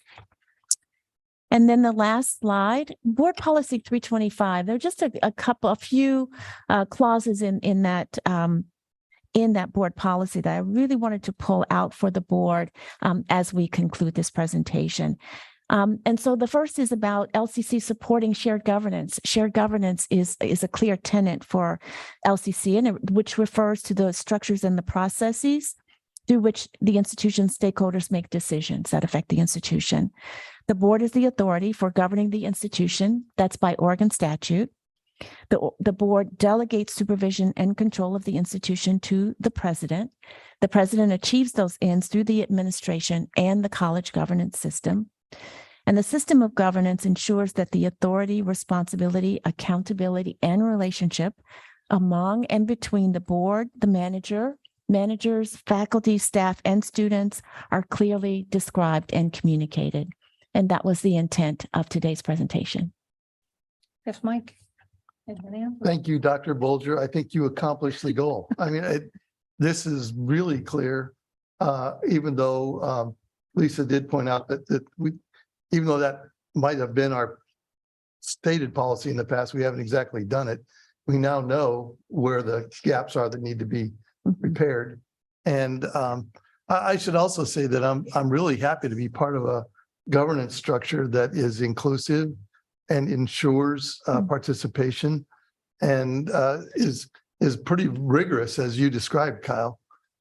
So I'm just really glad about it. Angela? Yeah, I wanted to also say thank you for the presentation. Very helpful. Obviously, we had a lot that we wanted to learn, and I think we've learned it. Thank you. I have a sort of specific question about slide 15. I can't help but notice that the board doesn't appear anywhere on that slide with respect to the strategic plan. Whereas I recall we got quite involved with the strategic plan. And so I'm wondering if anybody can sort of clarify for me what the board's Can we pull that, See that? let's slide up again. role is strategic planning. I'd be happy to weigh in. Slide 15. Slide 15. I'd be happy to mention that this slide 15 shows the relationship of the strategic plan, which the board approves, to all of the other plans. So for the institution, it's the strategic plan, which of course the board again approves. That for the institution, then that's the direction that it takes for developing all of these other plans. Go ahead. So the board's role in strategic planning is approval, but it's not wordsmithing. Oh, we no. get a lot of words. Oh, I absolutely. am aware. That's the question. Are Oh. we in our lane? In fact, we set the goals in the plan. Mhm, I think that one belongs to us ultimately. mhm. So it's interesting that your perspective is that the board is missing in that picture. I don't see us as missing. I mean, I see us as the people who set the goals in that strategic plan. It has our imprint all over it. And all the other constituents are showing up in various places all over there. May I continue to clarify my question? So I think we talked at the time about the board being responsible for goals, but not for perhaps strategies or objectives, which I think we did get into wordsmithing. And I think that potentially caused some friction. I don't know for certain, but that's my guess, given how much work went on before it got to us. And so I guess I would like to just sort of clarify for future strategic planning, what the board's actual role and lane is so that we stay in our lane and don't go outside of it. We'd like to be able to do that and clarify the process for the strategic plan. We've got a 5-year strategic plan and we're actively engaged in that strategic plan, but we will certainly can bring that back to the board. And that will give me an opportunity to learn some more about how the process was handled and done in the last strategic plan. Thank you. Steve and then Lisa. Just want to thank also both of you for their presentation. And just make an observation first, but then a bit of a question. So it makes sense to me that the process, we're not talking about the strategic plan now, but the general process of policies making and recommendations and procedures, that whole thing, it makes a lot of sense. It makes sense to me why that each group has responsibilities that they do and how it all flows back through the president to the board, out to the councils. All of that makes perfect sense. And it seems fairly well thought out. And I really like that there are clear processes for resolving, conflict or where you can't get to consensus, that kind of thing. However, so I wanted to say that at the outset. And I guess I wanted to ask, we haven't done any kind of comparison to, let's say, best practices that perhaps ACCT would have set out.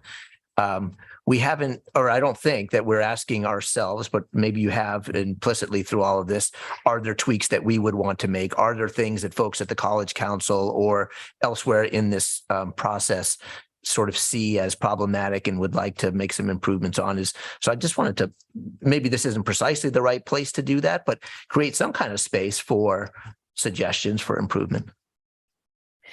The shared governance system, I have been living through it here at Lane for the last 7 months or so. Shared governance systems in colleges and universities can be very much tailored to the institution. And that's what we're finding here at Lane Community College. What I have said to everyone and to the College Council a couple of weeks ago is I didn't make any changes to the shared governance system because I don't think it needs any change in any way. I think it's consistent, certainly, with best practices in shared governance across the country. So no need to change it. What I did see, though, was the need to strengthen some of the connections. I saw some disconnect between the board's policymaking and then the college operationalizing some of those policies or developing some of those guidelines for itself. I'll follow up. I want to give sorry. Kyle a chance to respond. Right before the pandemic, a group of us sat back and we were asked by the president to reflect on the governance system and what improvements should be made to the governance system. And we came up with a long list of recommendations. Many of those were implemented and the pandemic hit. Some of them are not yet implemented, but we're working on them this year. So there's continuous improvement of governance at this point. Thanks, Kyle. So do you think this, forgive me, I just want to ask a quick question. Do you think this process diagram that we saw tonight is somehow different from the way College Council functioned before the pandemic or before that study and effort was undertaken? How the work flows through the governance system? No, I don't think that's changed in a very long time. The relationship to the board, I think, is a newer component. Lisa. Thank you. So I just would like to request that, we developed an entire onboarding system package, modules. I think there's 3 or 4 modules for new board members. We are going to potentially have, not potentially, we'll have 3 new board members. Maybe even 4, who knows? That we include this and add it to our onboarding process. I think it would be very beneficial. I did also want to point out that I believe during the accreditation process, the accreditors reviewed our shared governance system and they rated it very highly. So I too really appreciate the presentation. I think it's really the most cogent presentation about it I've seen in all the years I've been on the board. So really helpful. And it's gratifying to know that it's really not substantively different from what you've been using all along. I do think there have been some breakdowns in my years on the board. There have been some times when apparently things weren't happening consistent with the program design or the process design. And it's easier for me to see where those little stumbles were occurring, maybe not so little at the time. I do have one observation. It may be the case, President Bulger, that you've chosen to be the administrator on the college council in your first year, just so you can, like you say, live the process for a year and get steeped in it and so forth.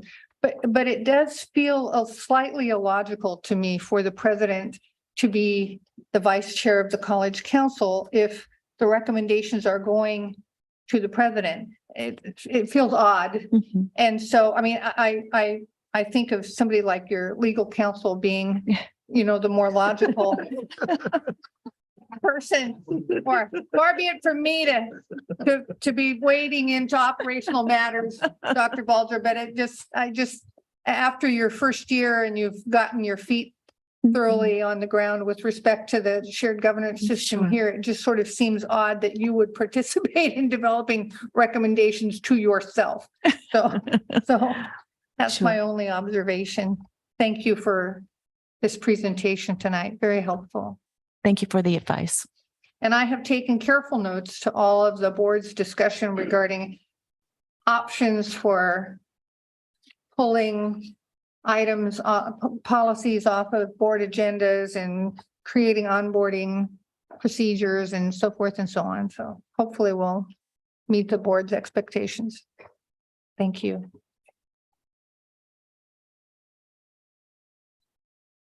And all of that, I guess, if we're done.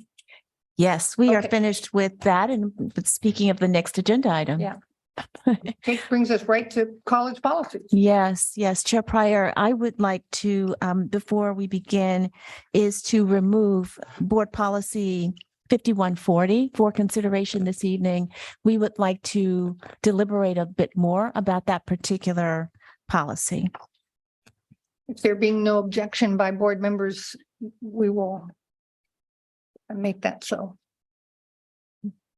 Thank you. All Mike? right, who's ready to make some sausage?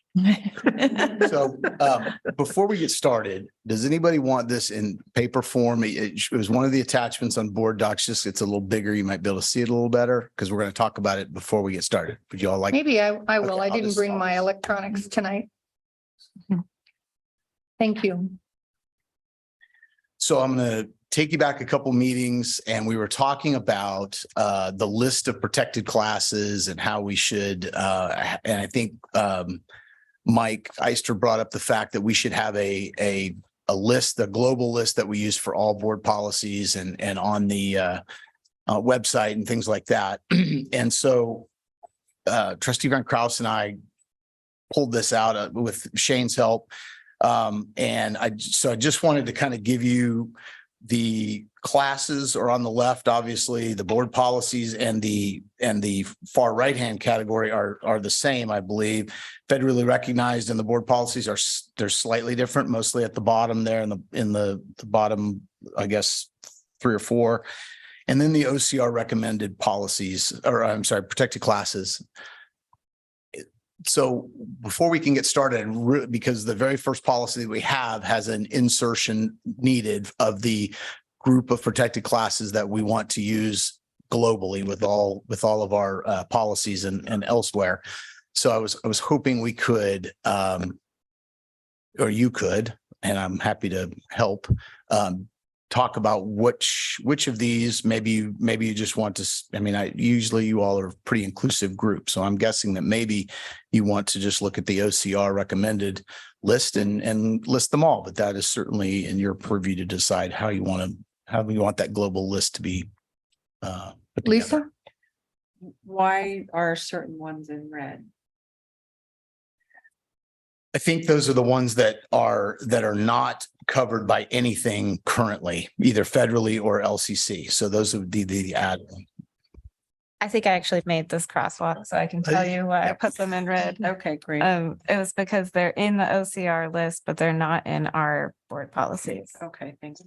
So those were the ones that I was thinking that we would probably want to add, but I don't actually remember where the discussion landed when we first had this conversation about this list in like 2019. But that's where I grabbed the initial crosswalk from, and then I added the last column and then wrote it. Lisa?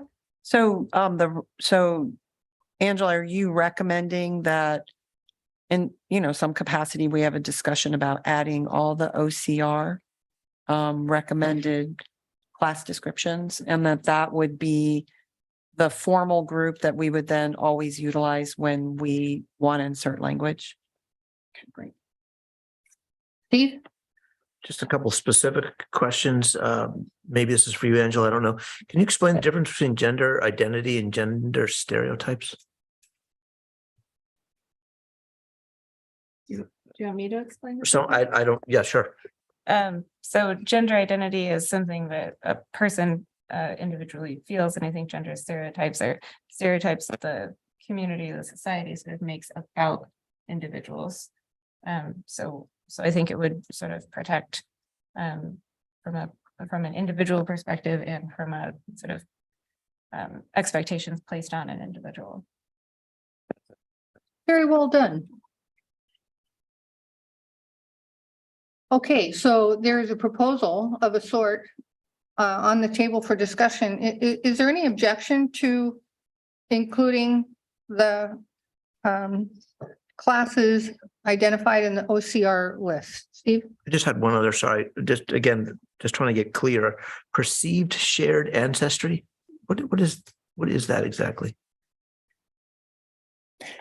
I think that's, so if you look at somebody and you believe that they have some ancestry that they may or may not have, so you're going to treat them as if they do, even though they may not. I'm guilty of having done it. At the credit union years ago, the credit union wanted to buy a table at a local event sponsored by a Hispanic organization, and wanted to identify employees of Hispanic heritage who might like to participate and attend. And I asked a guy who turned out to be East Indian. And I did it because I made an assumption. Lisa? So I think in this case, you might think of it as, so let's say somebody perceives me as Jewish or Arabic heritage. This is actually something I've encountered. And they, they do something to insult me based on that, or they violate my personal space, or they even threaten me.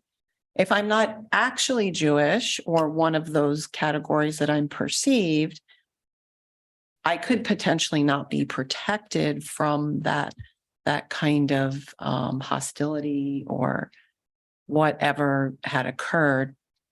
Because if you only protect the actual class, you don't protect somebody if they're misperceived as some group they don't belong to.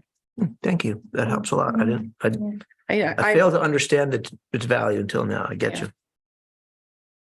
So again, the question to you all, is there any objection to including the list as proposed in our policy? Is that the black checks or the black and the red are you talking?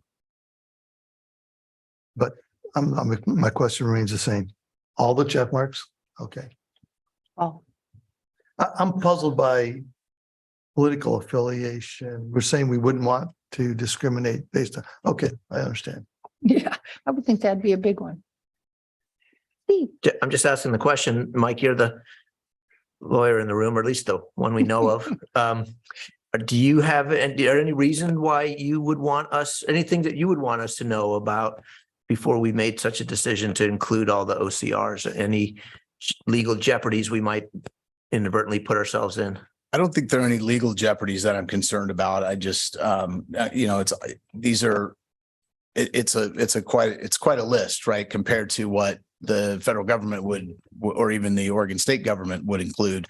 So we're going above and beyond, which is fine in this instance. I just want to make sure everybody, that it's clear and everybody understands that we're going way beyond what's required here, which is probably not a bad thing. I'm all for that, frankly, but it's certainly above and beyond what's required. Does this mean that every time we list class protection, we would list this entire? It means he'd type that paragraph once and then he'd cut and paste on a regular basis. Yeah, Yes. I believe that's yeah. what we're talking about. Steve? To go back to the example that Lisa gave about perceived, shared ancestry. So I'm just trying to get clear about what, obligations the college would take on if we were to add that. I'm just taking that one as an example, but if we were to add all of these in red to our list. So does that mean, for example, if let's just say that Lisa or some, a student, similar to the way Lisa described said, I was just discriminated against because somebody thought I was Jewish. I'm not actually Jewish, but nonetheless, this thing happened. Is it now that because we added that to the list, what is the college's obligation there? Well, it would depend on what the situation was, right? So if they were saying I was the victim of a bias incident because of a perceived shared ancestry or something like that, then it would go through the procedure for a bias incident or harassment. If it was a harassment situation, we would run that through whatever our process or procedure is. Yeah. With respect to discrimination on the college's part, we would have to be, it would put us in a position to be more careful, right? With things like that. So we wouldn't be able to have procedures that might have an inherent bias towards a perceived shared ancestry or ethnic characteristics. I can't off the top of my head conceive of one of those in a policy or procedure that we might have. But it does heighten our responsibility to protect folks that would fall into that class. Okay.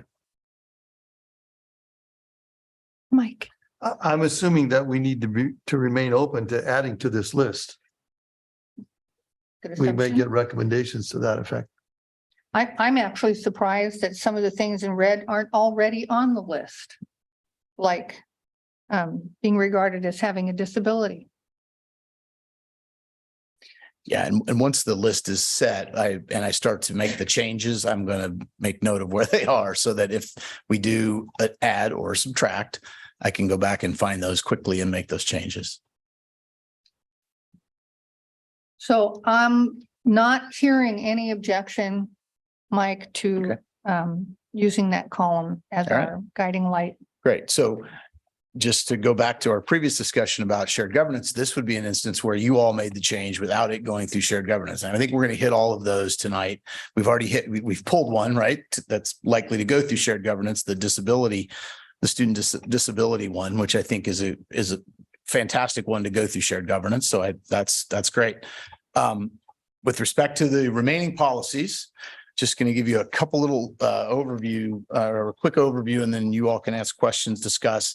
The first one is the 5010. You've seen this one before. This is where this list. Oh, sorry. Is it possible to put them up on the screen? Thank you. Yeah. So 5010, you've seen this one before. This is where the list is going to go in. There's an insertion, not in this document, but in the actual policy, there's a spot where this list will be inserted. The fees. So I had a good laugh with Trustee Fragola about it's only taken me almost 3 years to get a feel for what you guys like to see and what you don't. So in the fees one, if you look at the OCCA policy, they include all kinds of different fees and discussions of fees. And what I did in the recommended policy was pull all of that out, because what I've discovered is generally you all don't like to see a lot of specificity and, limit or listing the fees. So what I did is I just sort of wrote it or cut it to the point where you all are just directing the president to establish procedures for collection, deposit, waiver, refund, and accounting of fees as required by law. So hopefully I chose correctly there. Let's see, I'll look at the same document you're looking at. The counseling policy. Mike Geister had a really good point in our meeting prior to this particular meeting, talking about the word counseling. If you look at the OCCA policy and if you look at the accreditation standards that this is related to, it is really talking about academic counseling or academic advising, not counseling as it could be thought of, for example, mental health counseling and any other, marital counseling, parent-child counseling. I mean, there's counseling is a loaded word and it has a lot of different meanings to a lot of different people. So what we did here is we changed it from counseling to academic advising so that it's very clear that what we're talking about here is counseling related to a student getting from the start of Lane to whatever that student's end is at Lane, through the academic, whether it's financial aid, whether it's what classes to take, whether they need to be in guided pathways or they need to be in a CTE program or, whatever it is, helping them get from point A to point B at Lane. And so we changed the language from counseling to academic advising. 5140 pulled. I think that one will likely go through shared governance, which I think is an excellent spot for it. 5300 student equity. Trustee Van Kraus brought up a point that this one is mentioned in BP 720, and it is. The reason I left it here is because it's accreditation advised as well as a separate board policy. This is one you all could choose to not have if you want, and we could point the accreditors to BP 720. I recommend you leave it, but it is touched on in BP 720. Can I ask one question about that? Same question Steve had. When we were building our strategic plan, there was a big debate about the word equity and its use. So I find myself wondering, is the college able to assure equity? And if for some reason it fails to assure equity, what is our vulnerability? Well, so the policy, it's one sentence and it's very short. I just want to read it in its entirety. It says the Board of Education is committed to assuring student equity in educational programs and college services. It doesn't say that it will assure. Like a philosophical statement. It's right. It's committed to student equity, basically, is what they're saying. But it does not require, so if you fail to, if you failed that in some way, it doesn't open us up to some sort of legal peril. Angela? BP 720 has different language. It says the president shall assure that there is student equity in all educational programs and college services.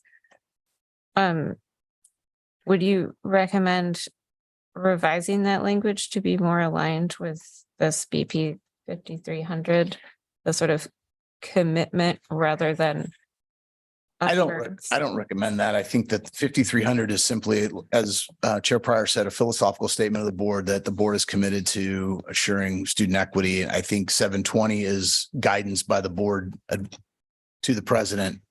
Please go forth and make sure this happens. So I'm fine with both of them being there. I think could you get by with 720 without 5300 with the accreditors? Probably, because it's pretty close, but I am recommending both. I could offer, please. If I could offer that it really does make a statement if the board commits to equity for the institution, that really does make a statement and would make a statement to the accreditors. I would just offer that for consideration. Steve and then Lisa. So I heard that, but a counterpoint, at least for consideration, is I think, it's equity. The goal of equity for our students is reflected in many instances in the strategic plan, right? Which we're ultimately responsible for. Which for me makes sense. It's a thing we're striving for. Equity is sort of it's a thing you don't necessarily ever get to precisely, but you're moving in that direction. That makes a lot of sense to me that it lives there. I guess I wonder why it needs to live in both places. I don't know why it would need to. Well, first of all, OCCA didn't know about board policy 720, right? So I think that they want to make sure that it's a statement because it's an accreditation standard. And so they want to make sure that we have something in our board policies that discuss student equity. And so that's why they've recommended this policy. I can look at those two policies and see them being slightly different. But again, I think if this board decides that they're not substantively different, if you wanted to not adopt 5,300, I don't think it's gonna, damage our accreditation chances or anything like that. But I do think the accreditors will like seeing that the board is committed to student equity rather than the board is assigning the president to make sure that student equity is happening. So I have Lisa and then Angela.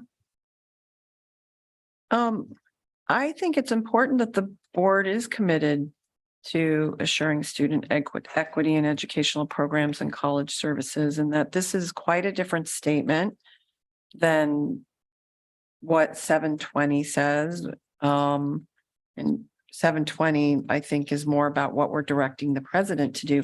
I actually find this to be a minimalistic statement, and would hope that as a board of education, and I think I've heard our board discuss more extensively, that we support and are committed to equity, access, inclusion, and diversity. So this is a very narrow piece of what we've actually committed ourselves to in a variety of institutional structures and the strategic plan. So I'm supportive of moving it to the consent agenda, and also want to acknowledge that it is quite limited in some ways, and as far as what I would hope this board would be supportive of doing. Angela? I just wanted to say that I am also supportive of this policy. And I don't know, Steve, if you're looking for a response to your question about strategic plan versus policy, but I think that there's a really significant difference between policy and strategic planning, and that the strategic plan can change, will change, but this policy is something that we sort of adopt and vote on and sort of agree to in a really formal way. And I think it's important that we do that. Steve? Just, I know we're not voting tonight, but having heard, range of perspectives and opinions on it, I'm supportive. Cool, let's keep Okay. moving. And then the next two, which are budget management and fiscal management, this is something new. I don't think I've ever done this. I know I've said, let's keep a 3-digit policy. I'm not sure I've ever said, let's not adopt these 4-digit policies. But in the case of these two, I think that one area where our 3-digit policies are really strong is our financial control section. And we actually have, I think our language is better personally. We cover everything that's in these two. It's stronger. It's more clear in my opinion. And so I'm recommending that we don't adopt, or that you all don't adopt BP 6250 and BP 6300, as I think both of them are covered. 6250 is covered by the 3 digits from 220 to 270, and 6300 is covered by the 3 digits 250 through 265. Angela? I'm supportive of that recommendation. I think we should send our policies to OCCA and update. And charge them a few bucks while we're at it. We get some more money. And then, I'm sorry. Keep going. Okay, 6400, we don't have anything on financial audits, and I do think that one's important. So I would recommend we adopt that one. Okay. So what we would send forward would be this list minus the one the president has pulled and minus the 2 that our legal counsel recommends we not adopt. That work for everybody? Okay, that's what's going to appear on the consent agenda. Thank you very much. Good job. Okay, we're moving forward to enrollment report. President Bulger. Yes, I'd like to have Patrick Blaine come forward and talk about the enrollment. We are tremendously excited, and I'm exceptionally proud of the institution and what it's done to bring the enrollment to the point where it is for winter term. And we will have a collective presentation, and Patrick Blaine will lead that effort. Patrick? Before you begin, let me explain that I've been advised that we're not going to receive the cultural competency professional development report this evening, and that's why I skipped over it. Okay, But thank you for saying something. Yeah, appreciate that. Now the floor is yours. Great. Good evening. And very happy to be here under these circumstances. It's really been quite some time since we've had positive enrollment year over year during the academic year to share with you. And so on the first slide, please switch slides. We have our what's our typical quarterly year over year graph, and you'll see the purple line on the very far left. That's the first line. That is this winter 2023's enrollment. And we had a bit of complicated phasing because of the extra week in the enrollment cycle this year. We started the quarter 1 week after usual, but and we kept watching it closely, and it ultimately tracked higher throughout the cycle before day one than last year's, and has stayed that way. Currently, as of this afternoon, 5% in credit enrollment, up from a point in time last year. So on the graph there, you'll see the length of the cycle, and we start at the beginning of registration through the end of the quarter. That shows you the dates there, and you'll see that winter 2023 is, of course, still underway. And so we'll be expecting the curve for this quarter to follow that trajectory you see in the other years. It should decrease ever so slightly with normal attrition, and then keep that flat trajectory essentially throughout the quarter. And so next slide. Here are the numbers presented verbally. And again, these are from this afternoon. And so our winter to winter enrollment is up 5%. The FTE is up 3% year on year. For headcounts, we have headcount being up collectively 4.4% from last year. And then our three sort of types of students, continuing student headcount is up 2%. So that's nominally up. What we did see was a significant increase in returning students. So that would be from marketing and recruitment efforts. And that was up at 14% year to year, and new student headcounts. So once again, marketing and recruiting is there. The continuing student headcount at 2% is really good, because it means that retention efforts are also showing some effect. Next slide, please. Is returning student somehow not a student who wasn't here last term, but they were here further back than that? That's correct. Okay. Okay. And just a sampling of some of the many activities that we believe contributed to this. We had effectively kind of two sides: the recruitment and marketing, bringing in new students, and in some cases bringing back those students who had left us and then came back.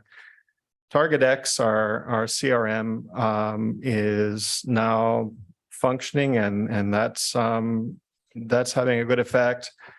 We've improved our application and responses, and so that's been good. These are out of student affairs.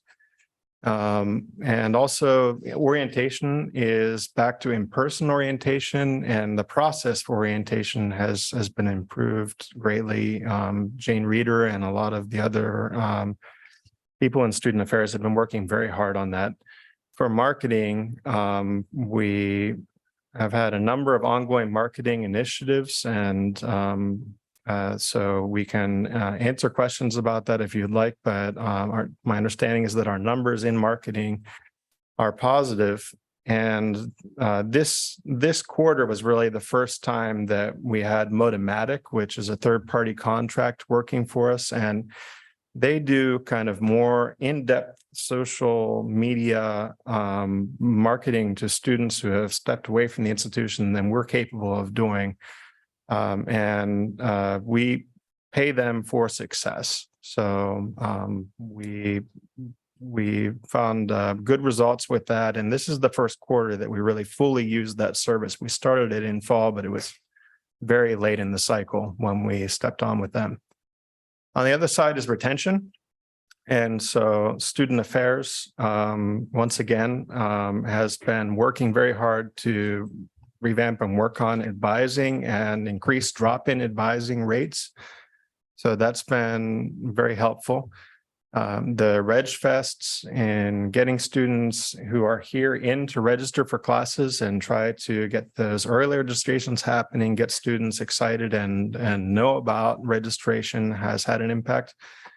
Another piece of software that we're currently in the middle of implementation and is coming on stronger now is EAB. And that's a case management software as well as advising and campaign software for students that we have on campus. We've seen good results with that. And finally, also with EAB is increased holistic case management. So Student Affairs has been working hard over the last few years to implement strategies and initiatives to deal with non-cognitive barriers to student success. So whether those are things like food or housing security, et cetera. A lot of these things are coming on. Finally, in academic affairs for retention, we have guided pathways that has been in development for a few years. Those efforts are starting to come together more every quarter.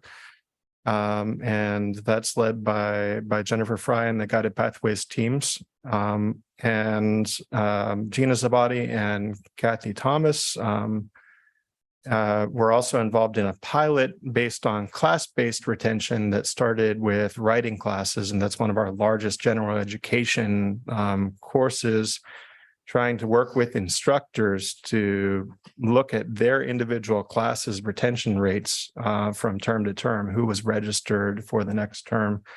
So all of that together, along with many other efforts there, really, I think it's been a full court press across the college since it started before this summer, but I think really the reinvigoration of efforts and urgency that we've gotten with new leadership has really helped that. Next slide, please.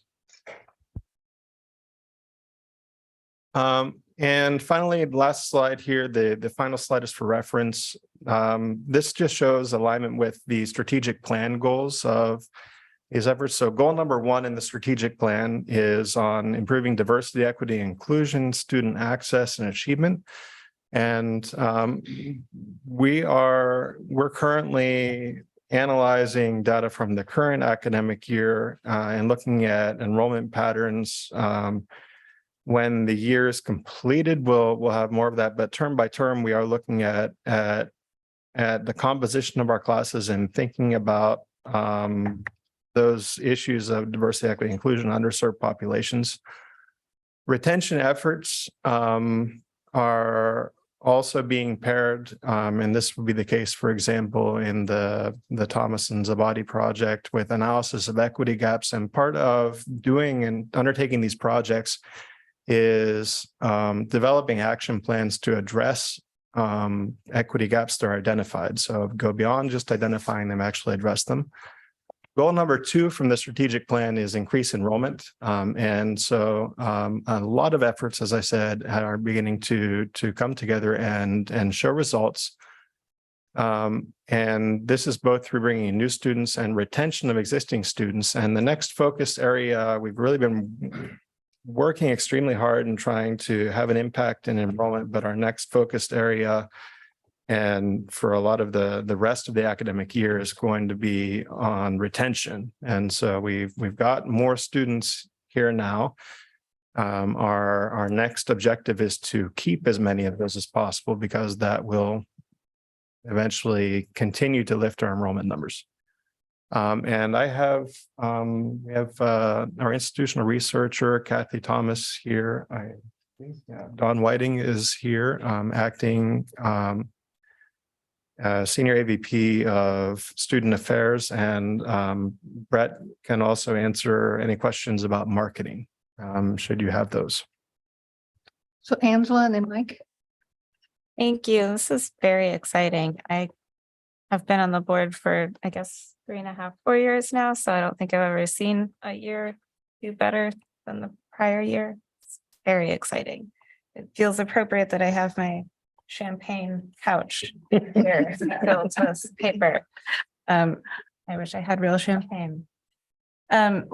This is really great. And at the risk of sort of looking the gift horse in the mouth, I'm curious if we have a sense of, on slide 4, the college activities that contributed, like what the impact of each of these activities. You know, I'm going to ask about how we're measuring and what things we should keep doing and what things we should ramp up, and what things, you know, how do we know which things are working well and what's working the best and all of that.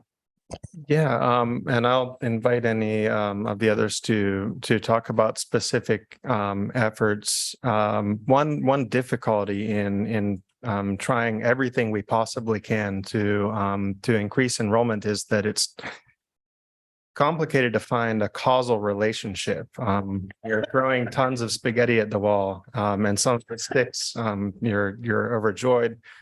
There are definitely places, and a lot of our new software does allow us to see definite effects. So for example, Modomatic, we can see how many students register and cross-reference those with our student information system and see what their average credit load is. So we can then determine who we're bringing in through that means. And in those terms, how effective it is, what the financial impact is, we can track that pretty precisely. EAB and TargetX also have similar sort of data-rich capabilities with our campaigns in EAB. When we're trying to encourage students to come to advising appointments, we can see how many of those messages were, I think we can see how many were open, but yeah, we can see how many were opened. So we have a reading rate. We can see how many went to advising sessions, and we can actually track through the system in some ways the effectiveness of those advising sessions. TargetX is the same way. We're able to really get a much better handle, I think, on who our prospective students are and what our conversion rates are within the recruitment and admissions processes. So on individual initiatives, we can sort of look at them and see how effective they are by themselves as an aggregate to say that one thing or another was definitely causally responsible for an increase across a much more complicated data set is probably not practical. Mike. This is only anecdotal, but when I interact with service folks in the community, I always ask them where they got their education. And for the ones that went to LCC, I ask them what their experience was like. And invariably, they talk about how much their faculty care about them and worked to assure their success in getting through their program.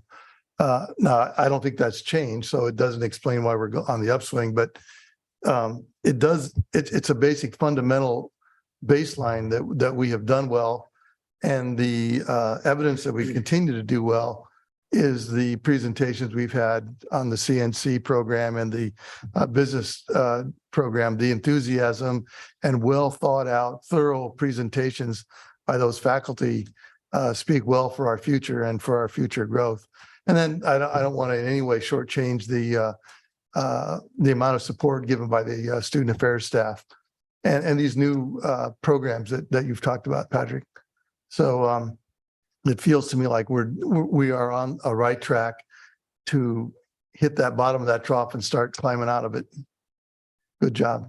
Thanks. I sincerely hope that is the case. And for now, it looks very good. I think we have a lot of reason to celebrate and a lot of reason to be thankful to people who have really put in a lot of sweat equity into making this happen.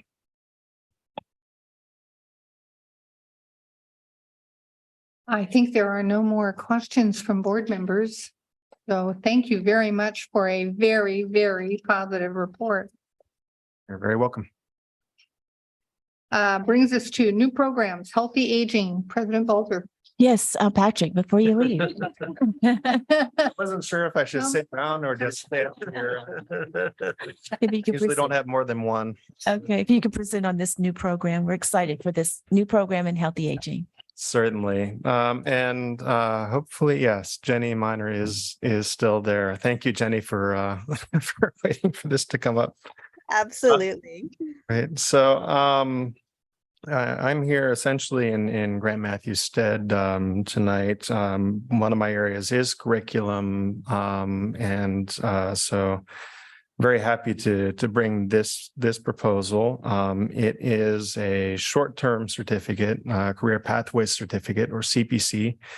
And you have the information in your packet. I did want to call very brief attention to the labor analysis data that is there. It's just a portion of what we submit to the state for career technical education programs.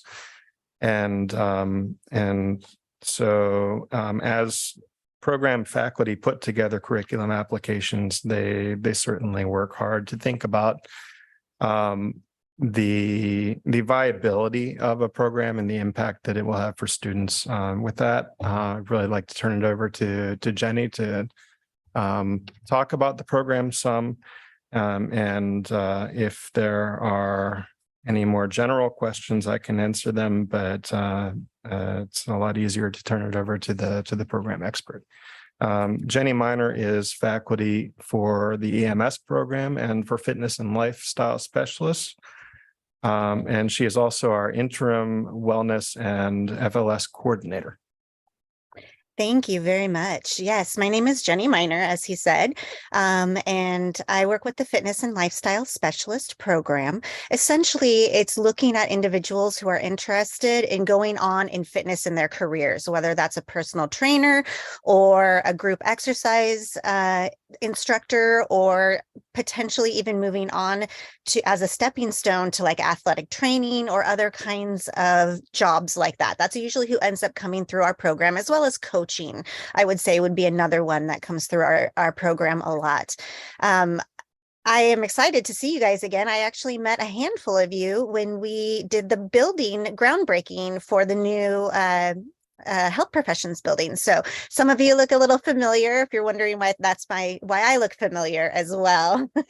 So the question is, we're talking about healthy aging and what is the need? Well, this actually stemmed from our APR review, our academic program review, in which we were taking a look and noticing that what was happening was you look around, our aging population is growing exponentially. The number of Americans ages 65 or older is projected to almost double from 52 million in 2018 up to 95 million by 2060.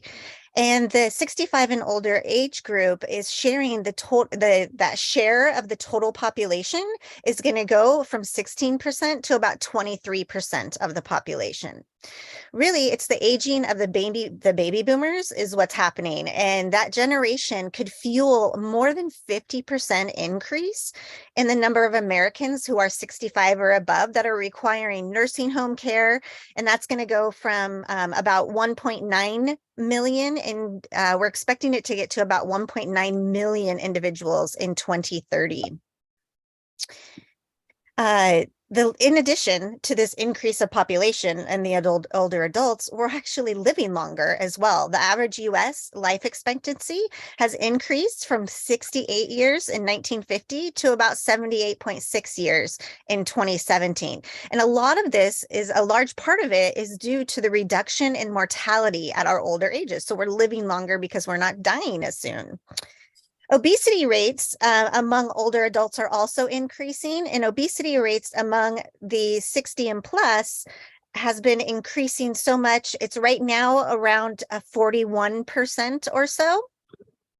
And as obesity increases, and it's not just the obesity, it's the risk of many different debilitating and deadly diseases, including things like diabetes, heart disease, and the rate of some cancers. It also contributes to conditions such as high blood pressure, osteoarthritis, low quality of life, a lower mental health, and such as depression and anxiety. So it kind of brings a myriad of different issues with it when we're talking about obesity.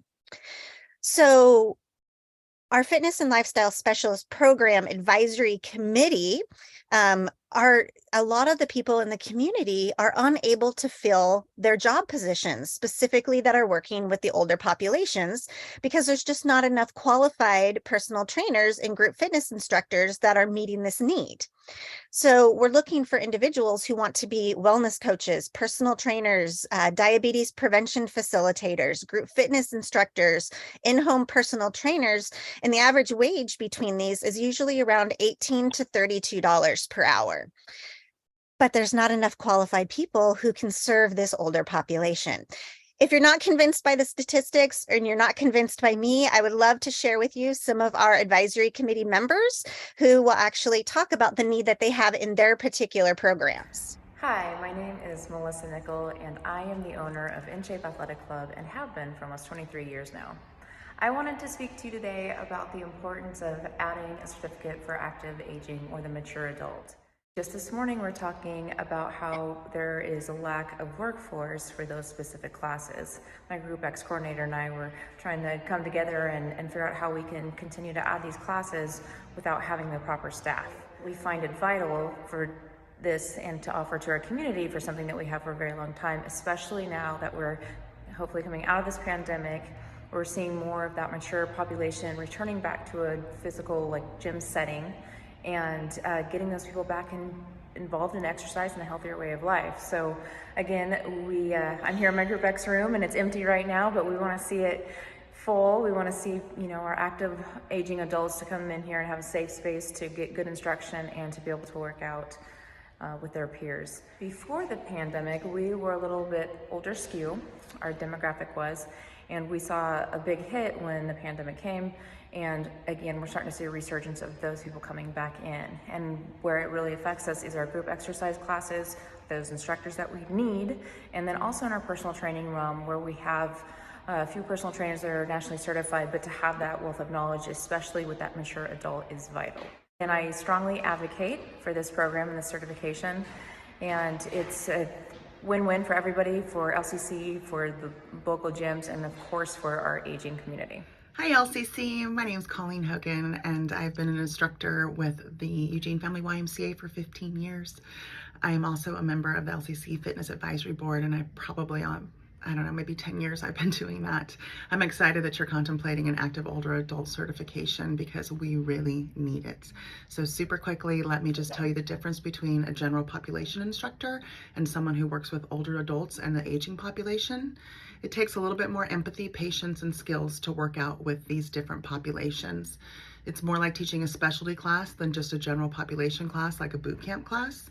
It requires more emotional maturity, passion, and ability to work with physically delicate and complex people. So why should the students get this certification? Because there's a lot of opportunities. The Gen X and the baby boomers are a huge piece of our population. And all of the people in the Gen X tend to be people who are already hiking, walking, biking, been taking aerobic classes, and they want to continue that as they age. The baby boomers didn't do that so much, so they're really relying on gyms and facilities to provide exercise after they retire. There are more places to get hired, so you could work in a traditional gym setting, or you'd be working in residential homes, residential housing. You could work in retirement homes, so there's more places for them to get hired. And the number of people requiring more adaptive style teachers are these populations that are going into retirement or are currently retired. We're so excited. We really would love to have more people doing this type of work. We have openings. I know there's plenty of openings all around town for anybody who has this kind of specialty work. So we hope that you agree to provide this certification. Thanks so much.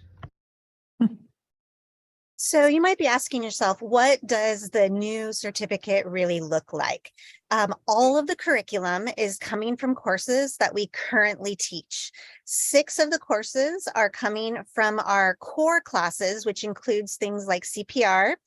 We have a fitness assessment and exercise prescription class in which students learn how to assess their clients that they're working with and how to actually write an exercise prescription for those individuals. We have a strength training instruction class, which actually goes over the movements and different exercises and what is proper form and how do you cue somebody when you're trying to get them to provide the proper movements for exercise. Anatomy and kinesiology. So we learn all about the muscles and the bones and how the muscles do all the exercises that they'll be doing. Mental dynamics of exercise and sport is kind of like our sport psychology class. How do you get into the mind of somebody to help motivate them and to help encourage them? And then we have a co-op internship that's always required in our program. And this one would be a 2-credit placement in somewhere that has active aging adults so that they can actually get that experience and have more on the job type training. And then the one course that is kind of not one of our core courses, but is our elective course for our program, but it would be required for the Healthy Aging certificate is the physical exercise of healthy aging. And so they're actually getting the bulk of the information of what does that look like when you're working with the older population. So it ends up being a total of 17 credits as a healthcare pathway. So how does this fit within our current offerings that we have? Well, our main bread and butter is our fitness and lifestyle specialist 1-year certificate. Within that, you can also get a group exercise instructor. It's another career pathway that we have. And then we've added this one, which is the healthy aging. So you can actually get all of these all within, so it's a stackable credential that you have because these are all embedded in our first year certificate, or you can do them individually if you're only wanting that style of information. But it's nice that they can kind of go through the program, and as long as they're properly choosing which classes they're taking. So for instance, they have a class of an elective they can take. Their elective would be the healthy aging, physical exercise and healthy aging in order to fit within here. So that's how it fits within our current offerings. But then you might ask, like, how does this fit within outside offerings or outside organizations? Well, we currently partner with ACE, American Council on Exercise. And what that means is that our students actually get discount on any study materials. So our books that we purchase for our classes, they have a discount on, as well as discounts on sitting for their exams in order to get their certifications, which really are one of the main things that people need when they're going out to apply for a job. They're much more likely to be hired if they have this other national credential also backing them.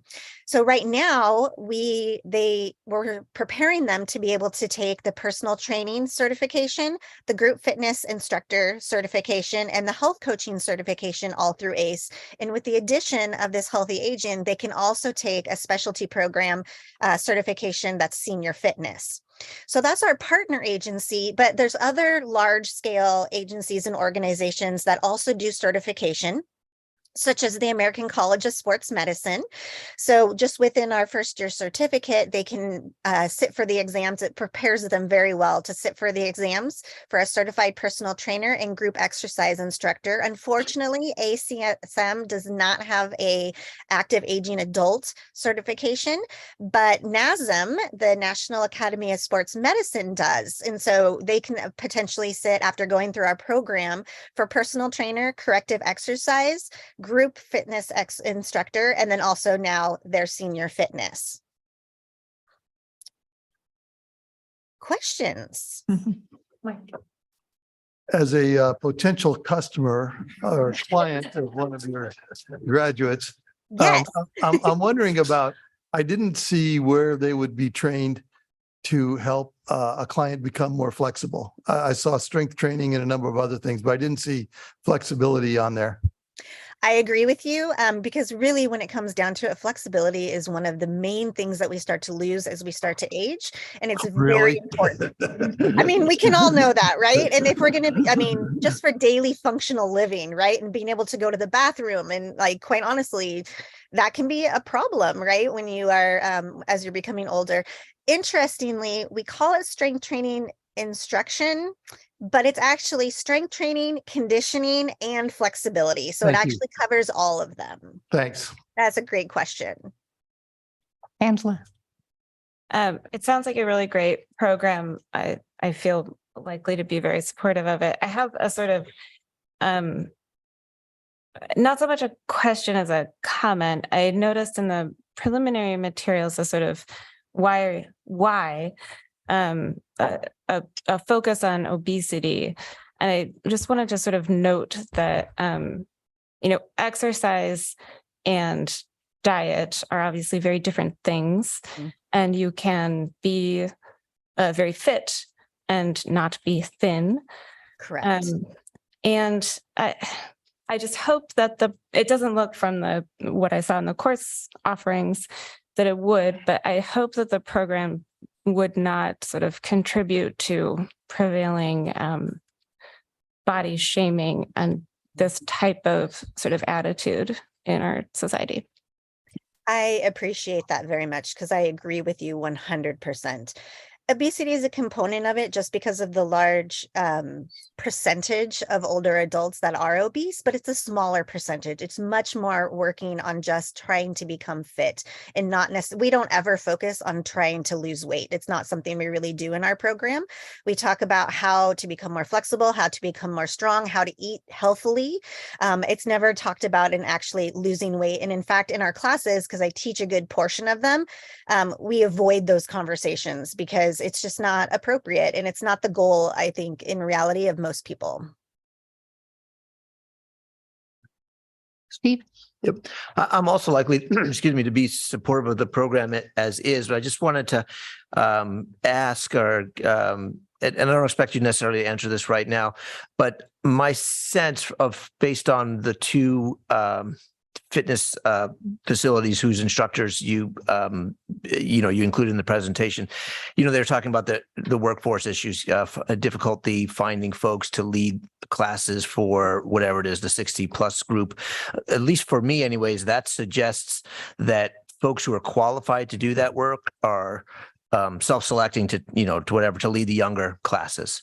That's a sense that I have. I could be wrong, but so my concern is that people would similarly self-select, what is going to get them to self-select into this program if perhaps they already have some, whatever their reasons may be for wanting to work with different populations?